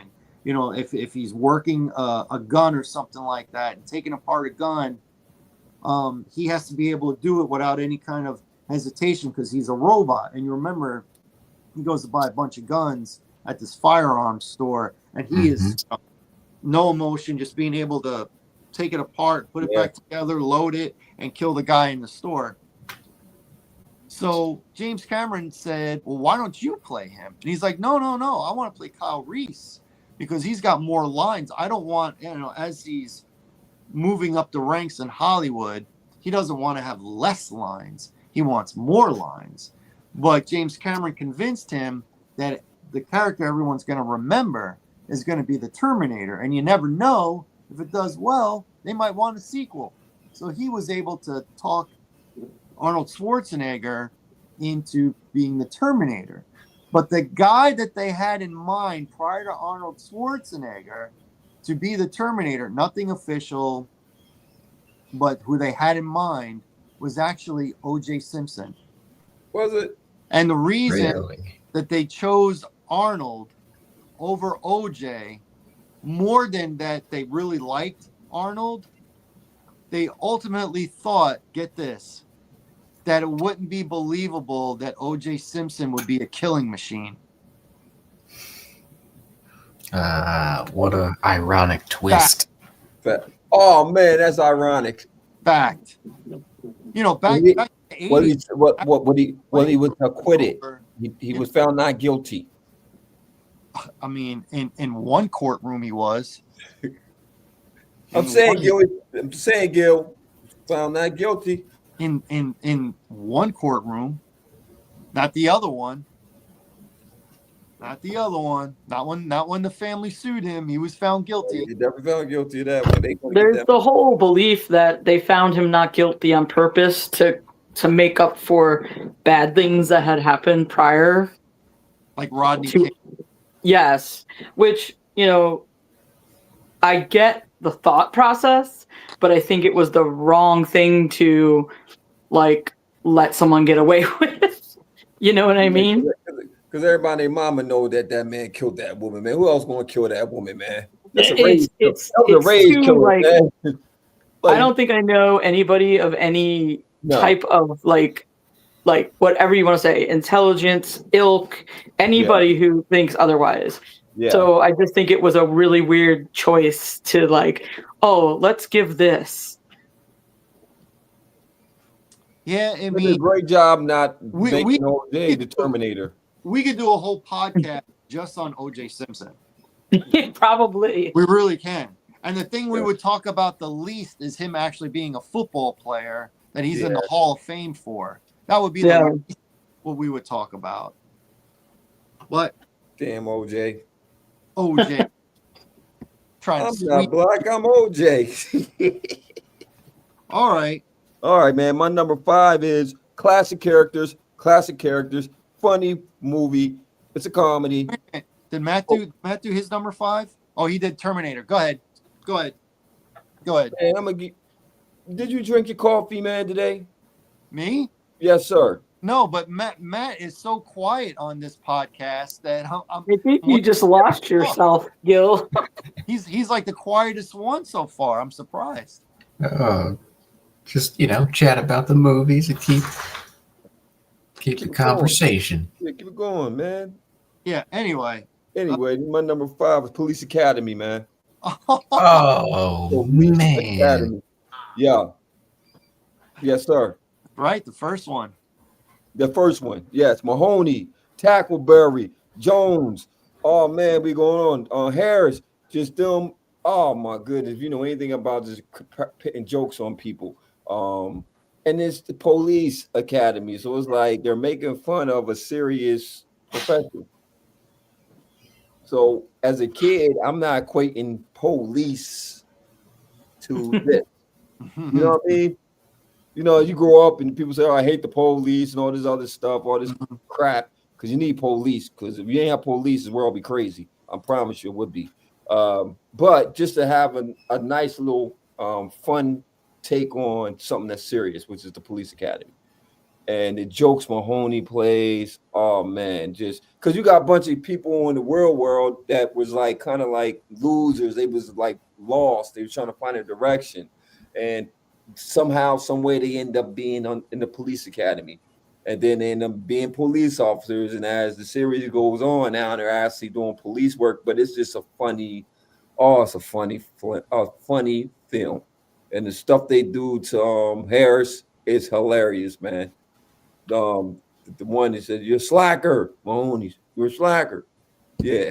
And then the lieutenant with his the captain with his goldfish, just clueless, you know. But yeah, classic film, man. For anybody, especially the kids who haven't seen it, they'll love it. They'll love it. Great cast of characters in that movie. Definitely. You know, Yeah. I think they did 5 police academies in 6 years. Yeah, they kept doing it back to back to back. Y'all, I think the weakest one was, to me, was the 5. one when was it 5? Yeah, 5. Was that the one, City Under Siege? I think they had 6 altogether. 5, when I saw it, I was like, man, they got to stop. Because that's the one with Bobcat Goldthwait was the cop then, right? Because which one? Because one of them, he was the criminal, and then he ended up being a cop. You know, the guy with the crazy voice, that guy. I don't remember. I'll be honest. It's been so long. I don't remember. I think that was the 3rd or 4th one. I don't remember. I don't remember much about the police academies, except I always loved the guy who did all the sound effects. Yeah. Yeah. Jonesy. Yeah. I remember him doing stand-up comedy before he was in the first police academy in the early 80s. Wow. Mm-hmm. Yep. Winslow. Yep. Michael. Is it Michael Winslow? Yep. Yeah. Mike Winslow, yep. He does all the voices. He did a pretty cool live rendition of Whole Lot of Love by Led Zeppelin, doing the electric guitar part with just a microphone. It's pretty sweet. Yeah, he was nice, man. He was a man of 1,000 voices, or 1,000 sound effects. Yep. The man of 1,000 sound effects. That's right. Yep. That's right. All right. Good pull there. Yeah. Thank you, brother. Because you ripped my Superman apart, but thank you, brother. And you deserved it. All right, Michelle. All right, so my number 4 is a little bit interesting. It's basically a double, and it's a double because the part 1 and part 2 came out both in the same year, about 7 months apart. So instead of choosing one over the other, we'll just talk about both of them. And it's Breakin' and Breakin' 2, Electric Boogaloo. Turbo! Ozone! The first one. You like them better than Beat Street? Now, Beat Street was the one. You saw Beat Street, Michelle? I seen Beat Street only once, like a long time ago. I need to rewatch it. Yeah, Beat Street was the one. But I loved Breakin' so much. I can't even begin to tell you how much I love the Breakin' movies. I still love the Breakin' movies. Like, I've seen them on, and then I'll be like, oh, let me watch a few minutes, and I'll watch the whole rest of the movie. And I'm like, I can't believe I still love this the way that I did as a kid, you know? And but I just loved like, was it Ozone and Yep. Turbo? Like, Ozone yeah, like Turbo. the crazy names, the way they dressed, they Yep. do their break dancing. Um, you know, the girl, her family was like, oh, how could you want to be part of this? Like, it was Yep. just like that whole combo of things, and like, but then it was like they could do other dancing too. Like, it was just all about like I guess dancing is dancing, not like you're doing break dancing or you're doing ballet, like it's dancing. And then a lot of it was, saving the community centers, Yep. for the kids and stuff. And like you have Ice-T's first appearance in anything. And like it was and the music is so good. Like I love that kind of 80s freestyle and like oh my God. Yeah. Like I can just have a good time with this no matter what. Yeah, that's a good And one. it's kind of funny because the the one who directed the second one, so that guy is Sam Furstenberg. He did a bunch of movies that don't make sense. Like if you look at his filmography, he's got like Break Into Electric Boogaloo, and then he did a whole bunch of like American Ninja movies and cyborg cop movies. And you're like, okay, like how does that make sense? And then the guy who directed the first one, Joel Silberg, he directed a bunch of like it seemed like hardcore like Jewish type movies. Like when I was looking at his, but then he also did the Lambada movie. Really? Oh, remember And a lot of that a forbidden. movie called Rappin', which I've never seen, but apparently it's kind of supposed to be Breakin' Part 3, which I didn't know. Mm. But I don't think anybody's in it except for Ice-T from the other two movies. So I might have to check that out to see it. And but yeah, I don't know if I had said the first one was released on May 4th, the second on December 21st. So I am also impressed that they like made a second one so close. And then what I was gonna say, it was inspired by a documentary called Break-In and Entering. And then many of the artists and dancers that were in that documentary are in the Break-In movies. So I think that's kind of cool. And then this I found interesting. It apparently was like very negatively reviewed by all the critics and stuff, which makes sense. But it was a huge box office success to the point that it outgrossed 16 Candles in its first week. Wow. And it's the 18th top grossing movie of 1984. So it's in the top 20. Wow. Which I'm just like, I just find that impressive because I would not have thought any of that was the case. Because it's kind of almost one of those, like, you could feel like it's more of like a cult movie, like a cult following classic kind of movie, Breakdancing was so big, but it only lasted like a year and a half. Yeah. Yeah. Oh, but like in 84. Oh, it was there. Larry, did you break dance? Because I did. I tried. I would go to the park. Yeah, exactly. We tried. You had to I tried, Gil. take down a cardboard box. Yep, we had to go. We did have the Come corner out. boxes, but You had to wear the windbreaker jacket, and then you 84, a little bit of 85, and just breakdancing with your friends. Someone would have a boom box and be playing music, and you'd just be breakdancing. It was no big deal. That's the closest to dancing you was ever going to get me, brother. I got two left feet, no rhythm. So What? yeah, my father got it, my mother got it, my sister got it. I did not get blessed with rhythm, or I got two left feet, no rhythm. I, in fact, have a big Bluetooth speaker that looks like a giant boombox with graffiti all over it. And I can tell you that when I saw that and I had to get it, I was like, oh my God, this is like Break-In. Oh, That's what you should do, Michelle. You should have a party at your house. You invite us, of course. And you just have Break-In, Break-In 2, and Beat Street play back to back to back. Right? Like on a New Year's Eve. Hey, Gil, what's your favorite part of B Street, Gil?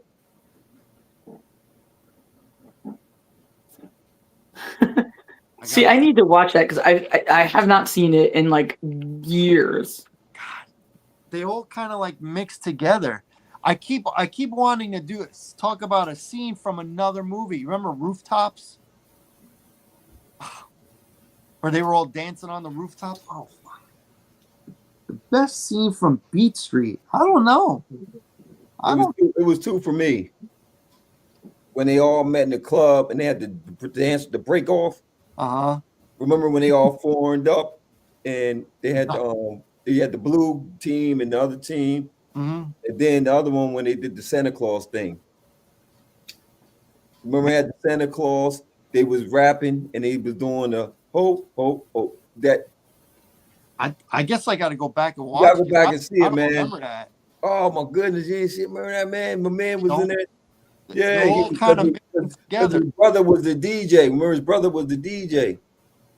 Remember, because they spit, the spray painted the trains. I the remember rainbows, that. Yes. and they got shocked. Remember the dude's little man, you gotta see it again. I gotta go and see it because That was the other thing you reminded me of. Is I think in Breaking, I don't know whether they did it purposely or whatever, but it is low key, almost like a little bit West Side Story with like the the break dancing back and forth, like good guys, bad guys. Yeah. Yeah, and I also get like, what was that other movie that came out 20 years later? Like You Got Served or something like that. Yeah. Like they all kind of like blend in together, or Drumline and stuff. Yeah, Drumline. I like all of them, but it's Oh hard. my god, Drumline was a good movie too. Who's in what and this and that. But I saw Beat Street before I saw Breaking and Breaking 2 at my cousin's house. I remember on VHS. But that's a long time ago. That's like 1985. It was like, 6 months, a year after the movie came out. Sorry. And I only saw it that one time. Oh man, sorry, brother. A lot of these movies I've seen, 10 times, 20 times. Yeah, that was my movie, man. All right. Number 4. I guess that's me. Yes, sir. It's been mentioned already, but this was the other one that was the double feature for me. So Neverending Story was the second movie, but the first movie was Gremlins. We all seen Gremlins. We all love Gremlins. And do we remember the 3 rules? Yes. Larry, give me one. Don't feed them after midnight. Okay, Michelle, give me another one. No bright light. And Matt, give me a third one. Is it avoid water? Yes, very good. Paying attention, very good. Yeah, so Gremlins, my number 4. I had to go back to back with them. I wanted a gremlin growing up, man. What? I wanted a gremlin. I wanted one. I wanted to now Mogwai, right? I wanted to go to. I ain't want a gremlin. Yeah, you're right. Yeah. I might come behind with a fed him at the midnight. I kind of, when I got older, I kind of wanted Phoebe Cates, but that's another story for another day. Matt, Matt, you're number 4, sir. Number 4 is Neverending Story. Everybody wants to hop on the back of Falcor and ride through the sky, feeling the wind through your hair, doing a little up and down, and come back and go to a land of dreams and go on an epic quest and, get a peck on the cheek from the princess and then, go home a hero having learned something. Just what a great film, in a very, never-ending story, but the way they tell the story, from the reading the book perspective to watching the story to, looking at the book and, the passion of the kid as he's going through the film is, it's great. They've made a few sequels, but they don't make movies like that, with the imagination. And I believe Jim Henson was involved with that project, which, he did kind of a couple movies, hit the scene, and then kind of left. Obviously he was there with the Muppets, but yeah, just another great one, Never-Ending Story. you want to know anything about Jim Henson, Michelle is your girl. She's, Oh yeah, a big Dark Crystal fan. yes, yes, she is. Yep. Yes, she is. Heck yeah. Oh man. Oh, so my number 4. You're number No. 4. Numero cuatro, Oh, Kiwasabi. oh man, another iconic character. I'm gonna keep saying this, man, because it's gonna be continuous with me. Iconic character. And actually, the remake was actually good. They actually got it right. It actually was good. The Karate Kid. Ah. Karate Kid. Daniel-san. Wax off, wax on. Yeah. Mr. Heck Miyagi. yeah. Mm-hmm. Go ahead, Gil. You don't give me that look, man. That's my man. I love the Karate Kid. I love Daniel-san. I love the whole thing about, him moving to California, man, and then Johnny, kicking his behind in Cobra Kai, and then him fighting them, and then it did the spinoff. Obviously, years later, now we got Cobra Kai, the series. But I just thought, just being, how many kids in their life felt. I haven't really experienced that part, but I understand that some kids have been bullied in their life, and it was great to see the bully be able to win at the end. When he first got there, by Johnny knowing karate and his buddies, they didn't beat Danielson up because the girl liked Danielson, and then Mr. Miyagi stepped in and taught him in a very unconventional way. He was teaching him karate. The whole time he thinking he's just working on his house, and he's showing him, nah, you're not working on my house. I'm showing you different ways on how to use the karate. So I thought that was just dope. And then when they redid it with Will Smith's sons, Jaden Smith and Jackie Chan, they actually did a good job by them going out to Japan and him moving to Japan and getting picked on. Same scenario, getting bullied. Mm-hmm. And then you end up growing, knowing martial arts, and then you become the hero. And it's about teen empowerment. It's about discipline, work, not giving up. I like them type of elements, man. So that's what really caught me with that movie. And at the time, I just thought it was a dope movie.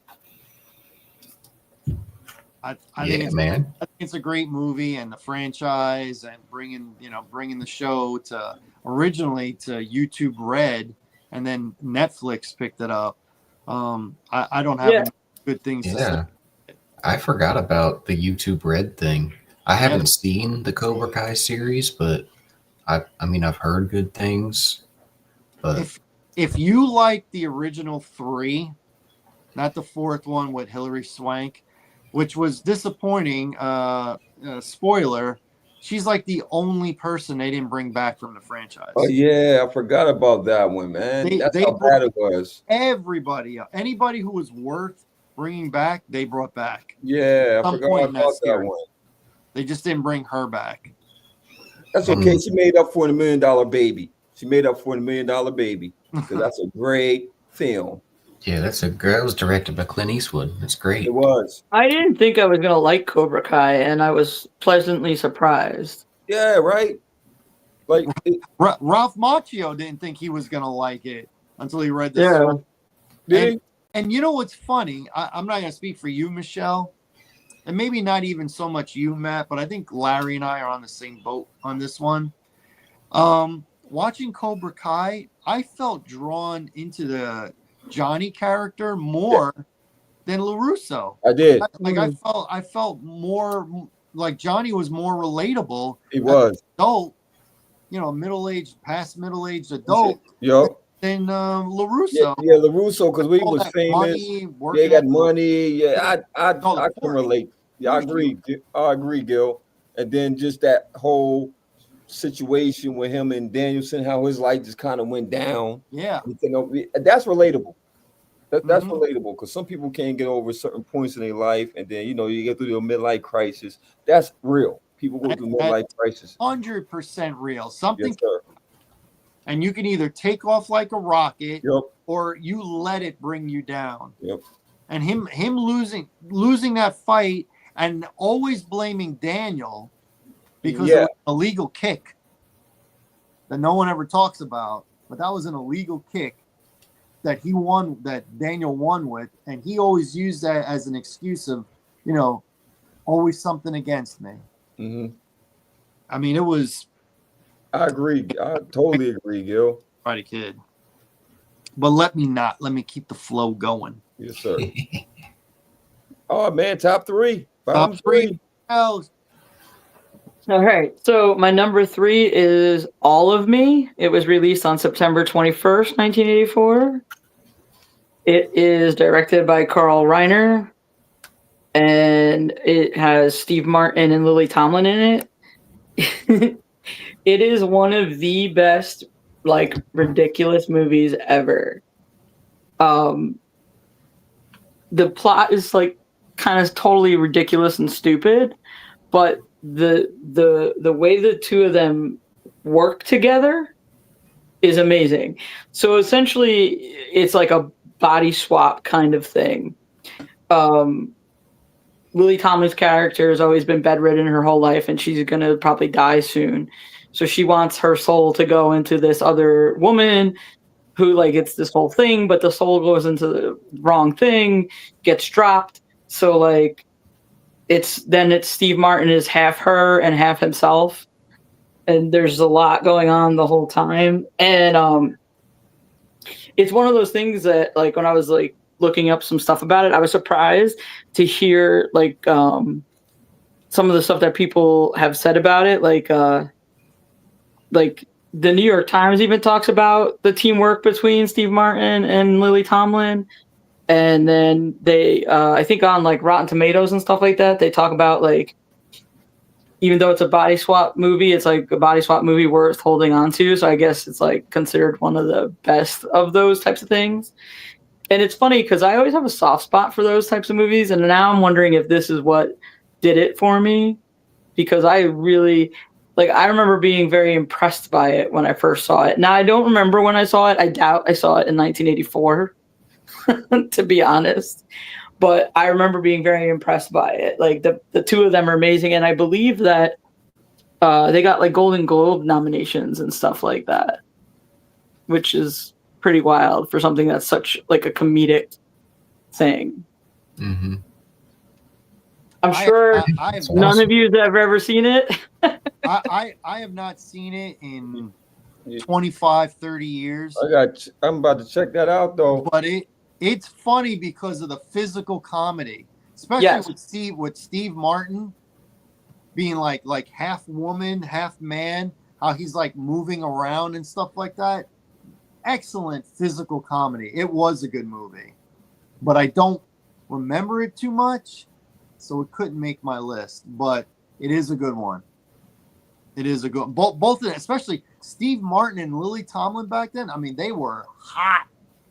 I mean, their careers were hot back then. She's in another movie. It was like, I don't know if it's like 82, 83, but it's around the same time. That was called The Incredible Shrinking Woman. Yep. With the gorilla. I mean, I love that too. Like, it's like stuff like that's amazing. Like, and I think in some ways they still hold up too. Like, it's dated in the sense of when you watch it and you're like, it's very 80s or whatever, but it's like the story is funny and all that still. Well, what's funny is that's a remake of The Incredible Shrinking Man, which was not a comedy. Right. It did not end well. But Lily Tomlin, I mean, think of some of the hits she had in the 80s. 9 to 5. Oh, yeah. Incredible Shrinking Woman, the movie you just mentioned. What was the one she did with Bette Midler where they were twins? Big Business. Yes, Big Business. That movie was funny. Lily Tomlin is very versatile too. Like, I've actually seen her do stand up live. It was amazing. You know, she's very cool. That was an out of the box Michelle kind of pick, and I liked it. My number 3 has already been mentioned. It was the number 1 grossing movie of 1984, and it was Ghostbusters. And part of Ghostbusters that I really liked was the song. It's very catchy. It's still catchy. Love the cast. And when we brought up Rick Moranis before, you know, Rick Moranis has been retired since the 90s when he quit acting to take care of his wife and his family. His wife since unfortunately passed away. But he is making a return to Spaceballs 2. Okay. He's coming out of retirement for Spaceballs 2. That's a funny film right there, boy.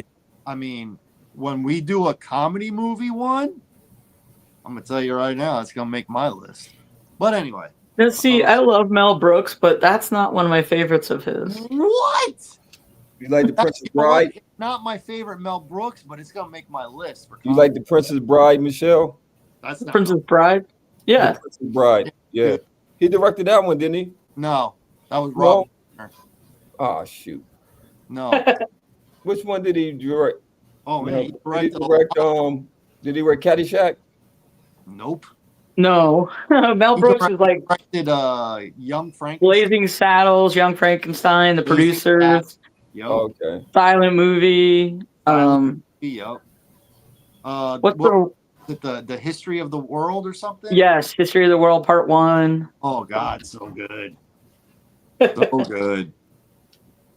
Oh, The Producers. Yeah. Okay. There's the one that's like a take on Hitchcock stuff, and I can't think of the name of it right now. It's like, I think it might be called Fatal something. I don't remember. Yeah, fantastic. Mel Brooks. Still alive. Yeah. Like 98 years old, too. Schwartz. 98 years old, yeah. May the Schwartz be with you. Use the Schwartz. Hey, everybody, be on your best behavior. It's Darth Helmet. All right. Let's keep it going. I only got 20% life left in my phone. So let's keep it going. Where are we? I did Ghostbusters. 3. Yeah, it's on 3 for Matt. Oh, for me? Yep, Yes, number 3. My number 3 is John Carpenter's Starman, starring Jeff Bridges as, I guess, kind of a reanimated corpse and inhabited by an alien entity. Mm-hmm. So good. With basically a hostage, Karen Allen at his side, attempting to get his, I guess, his spaceship back, and because it was hit by a rocket or a missile and down, so he's got to find it, repair it, and get back, while trying to run the guise of this corpse he's running around in as Jeff Bridges, which, weirdly enough, you may not recognize him in this film because he does not have a beard. You know what's funny about Starman? In this movie, I literally only saw it in the past year. Like I never had seen it prior. What?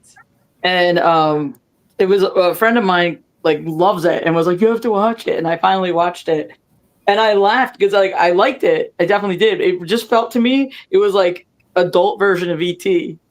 Yeah, that's pretty much what it is. Yeah. You know, like I'm not saying that's a bad thing because I did like it, but that's like what it felt like to me. Yeah, you know, similar plots. Which is kind of why it didn't make my list because I only saw it in the last year, so I was just like, but there's no Elliot. Yeah. That's a good movie there, Matt. That's a good one. My third one, man, has already been mentioned. It made everybody's list, man. It made everybody's list, man. And that's Gremlins.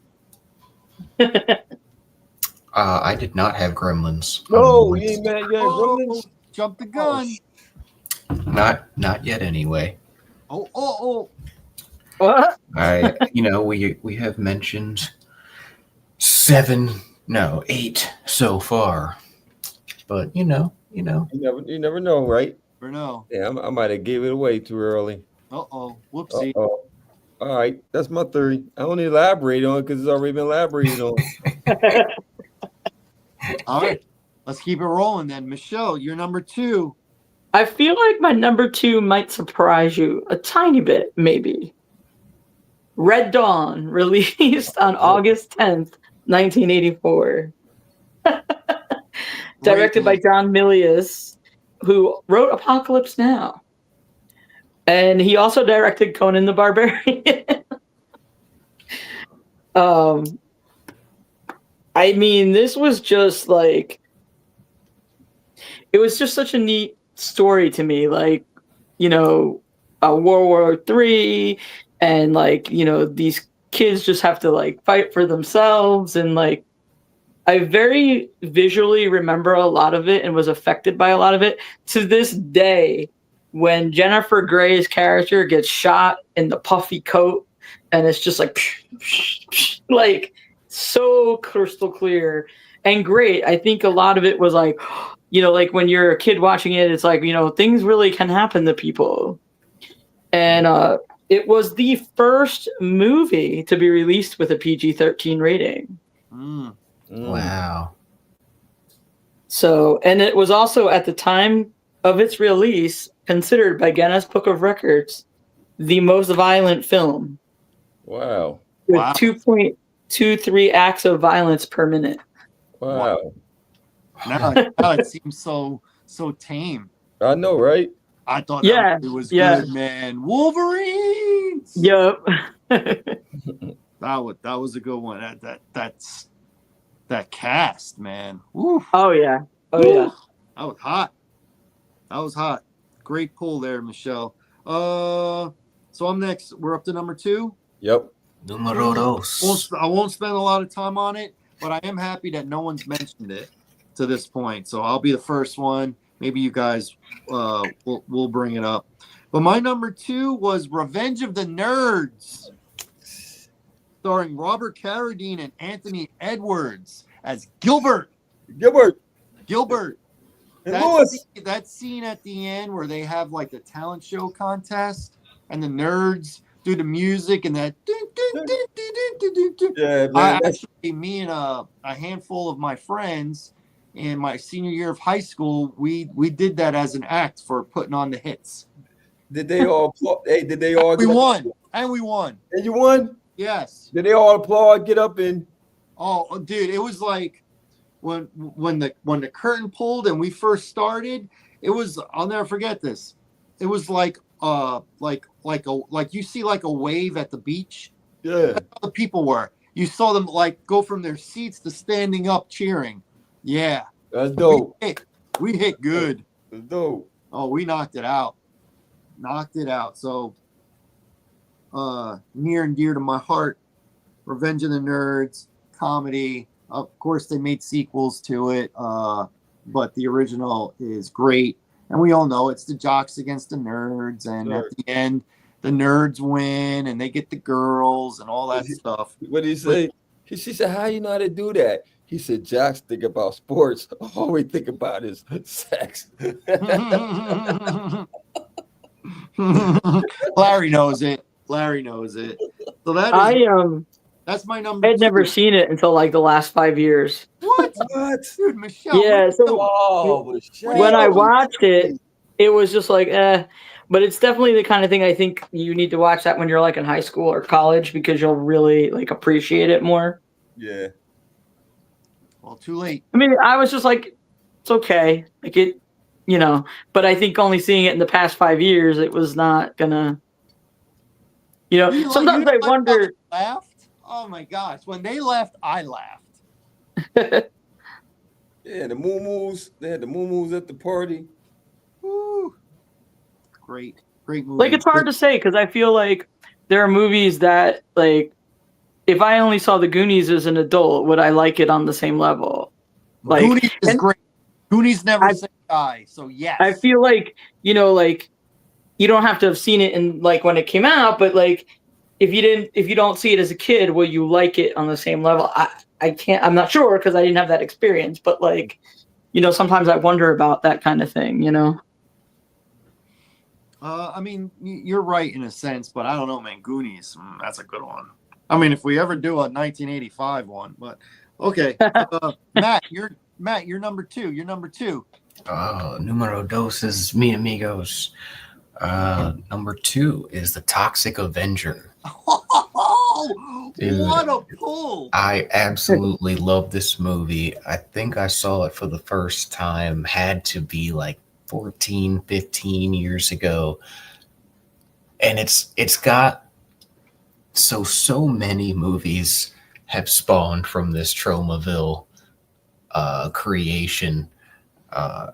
You know, just a film with a nerdy janitor, falls into some toxic waste, becomes Toxie, the Toxic Avenger. He's all mangled, which they're doing a remake of it soon, which I don't know how anybody feels about this, but Peter Dinklage, who played Yeah. Tyrion Lannister from Yep. Game of Thrones, he's Yep. going to be the Toxic Avenger. And Toxie was very big in the Toxic Avenger. So I don't know how that's going to play, but I did really like the original. The sequels were pretty wacky. None of them were as good as the original, if you want to call it good. But I this is right up my alley. I love these types of movies. They're wacky, they're old school, they're horror-esque, and they're laughable comedies, and they're great. And this one especially is an anti-hero film, probably one of the first. Yeah, that's a great pull. I'm glad that one and Chud. I'm glad somebody brought ones like them up. Yeah, heck yeah. Those are good. Those are good. All right, Larry, round out number 2. It's already been mentioned, man, and you see my backdrop, so it is what it is. My number 2 is Ghostbusters, man. Yeah, the marshmallow cream puff guy. I like that dude. Big puff. Yeah. There you go, Ghostbusters. Did that make all of our lists? Yes. Yeah. It was my number 9. My number 9 as well. Very good. All right. Now, before the number 1, give us your honorable mentions, Michelle, and number 1. All right. So my honorable mentions are The Karate Kid, Muppets Take Manhattan, which didn't make it to my list only because I was having trouble deciding what would be top 10 and what would be honorable mention.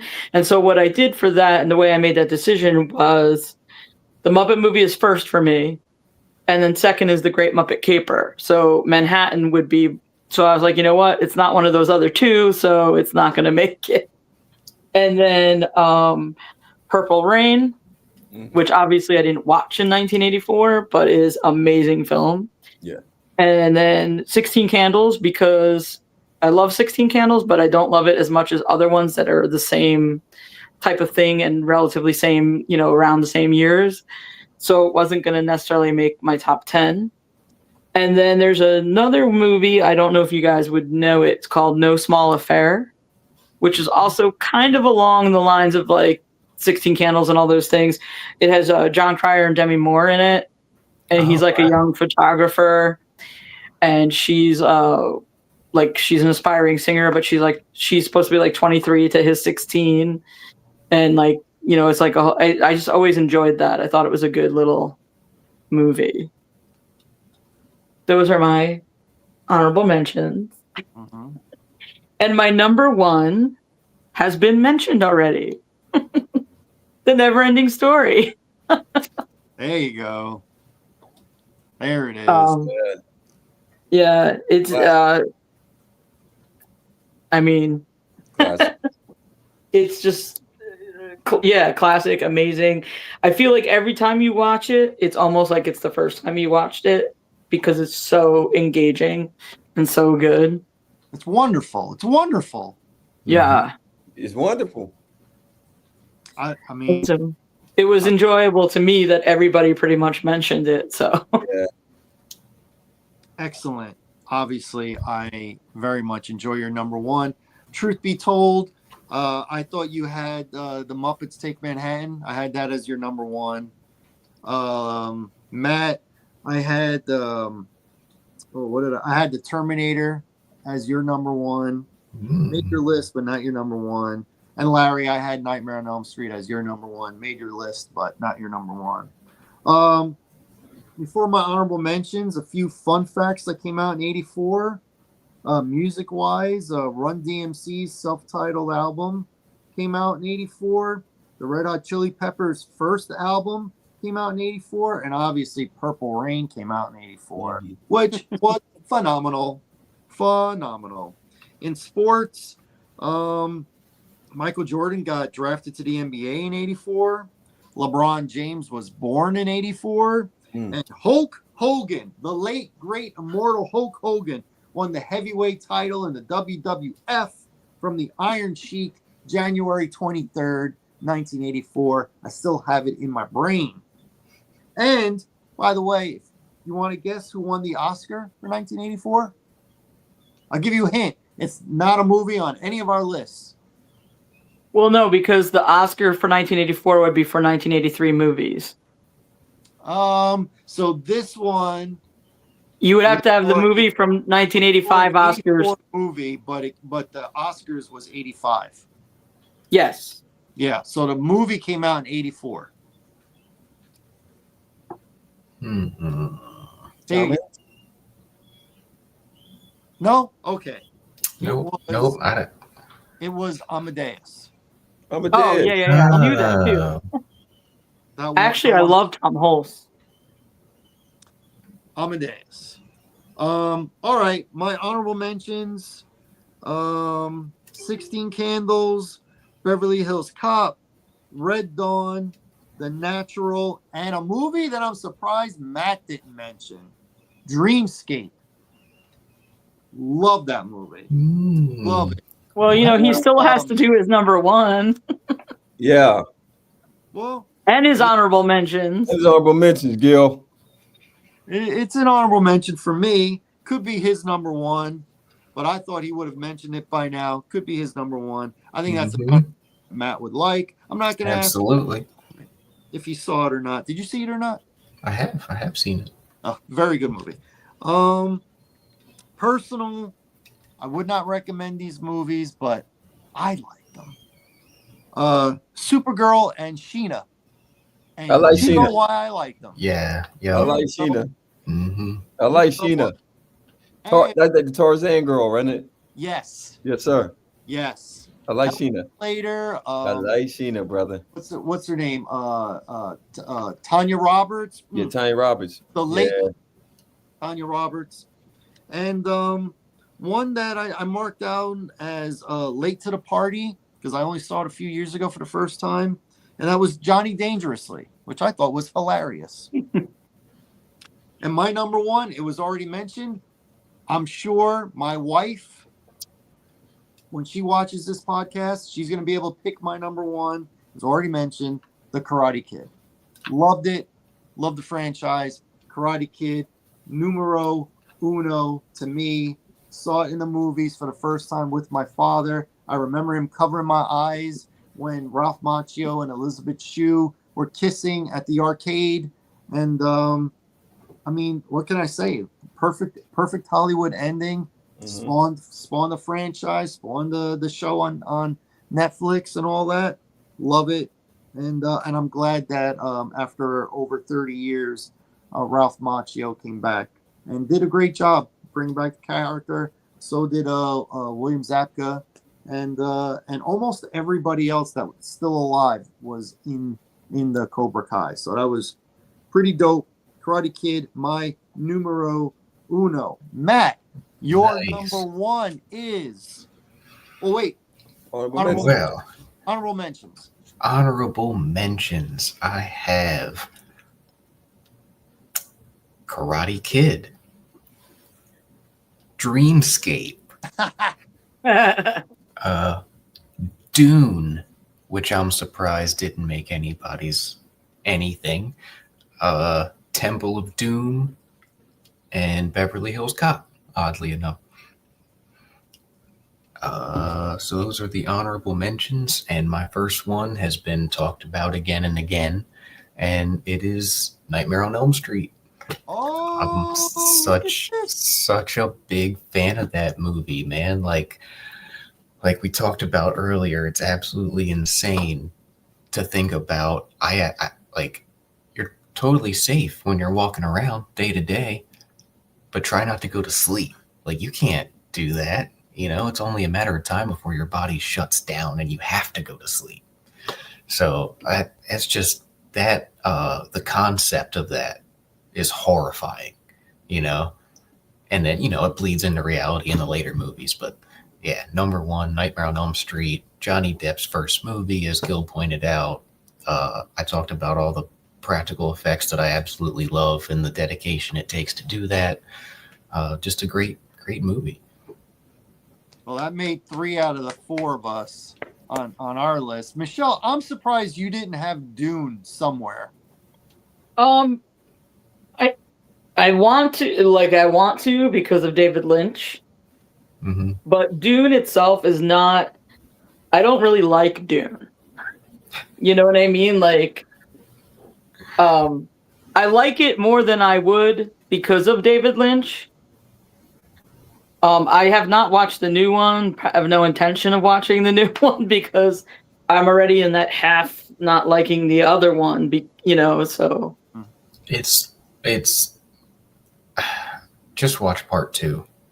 No, you know what? Don't watch either one. I Say, watched 'cause them. They were meh. to they me. were meh, Long but and drawn but out. the first one, I mean, it's you might as well watch just sand kick up with Yeah. the wind in the desert for 3 hours. Yeah. That's true.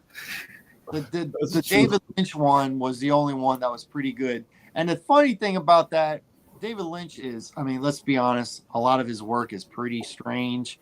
To me, Dune was not really that strange, like compared to like what he normally puts out there. I don't know. I mean, then because I don't know. There's other things of his I can watch easier. Like Twin Peaks, like after a while, I'm like, what am I watching? Or Eraserhead. I watched Eraserhead, and when it was over, I'm like, what did I just watch? Yeah, Twin Peaks that's still a good is the movie. best. Gil, I'm going on Saturday to a live thing about Twin Peaks.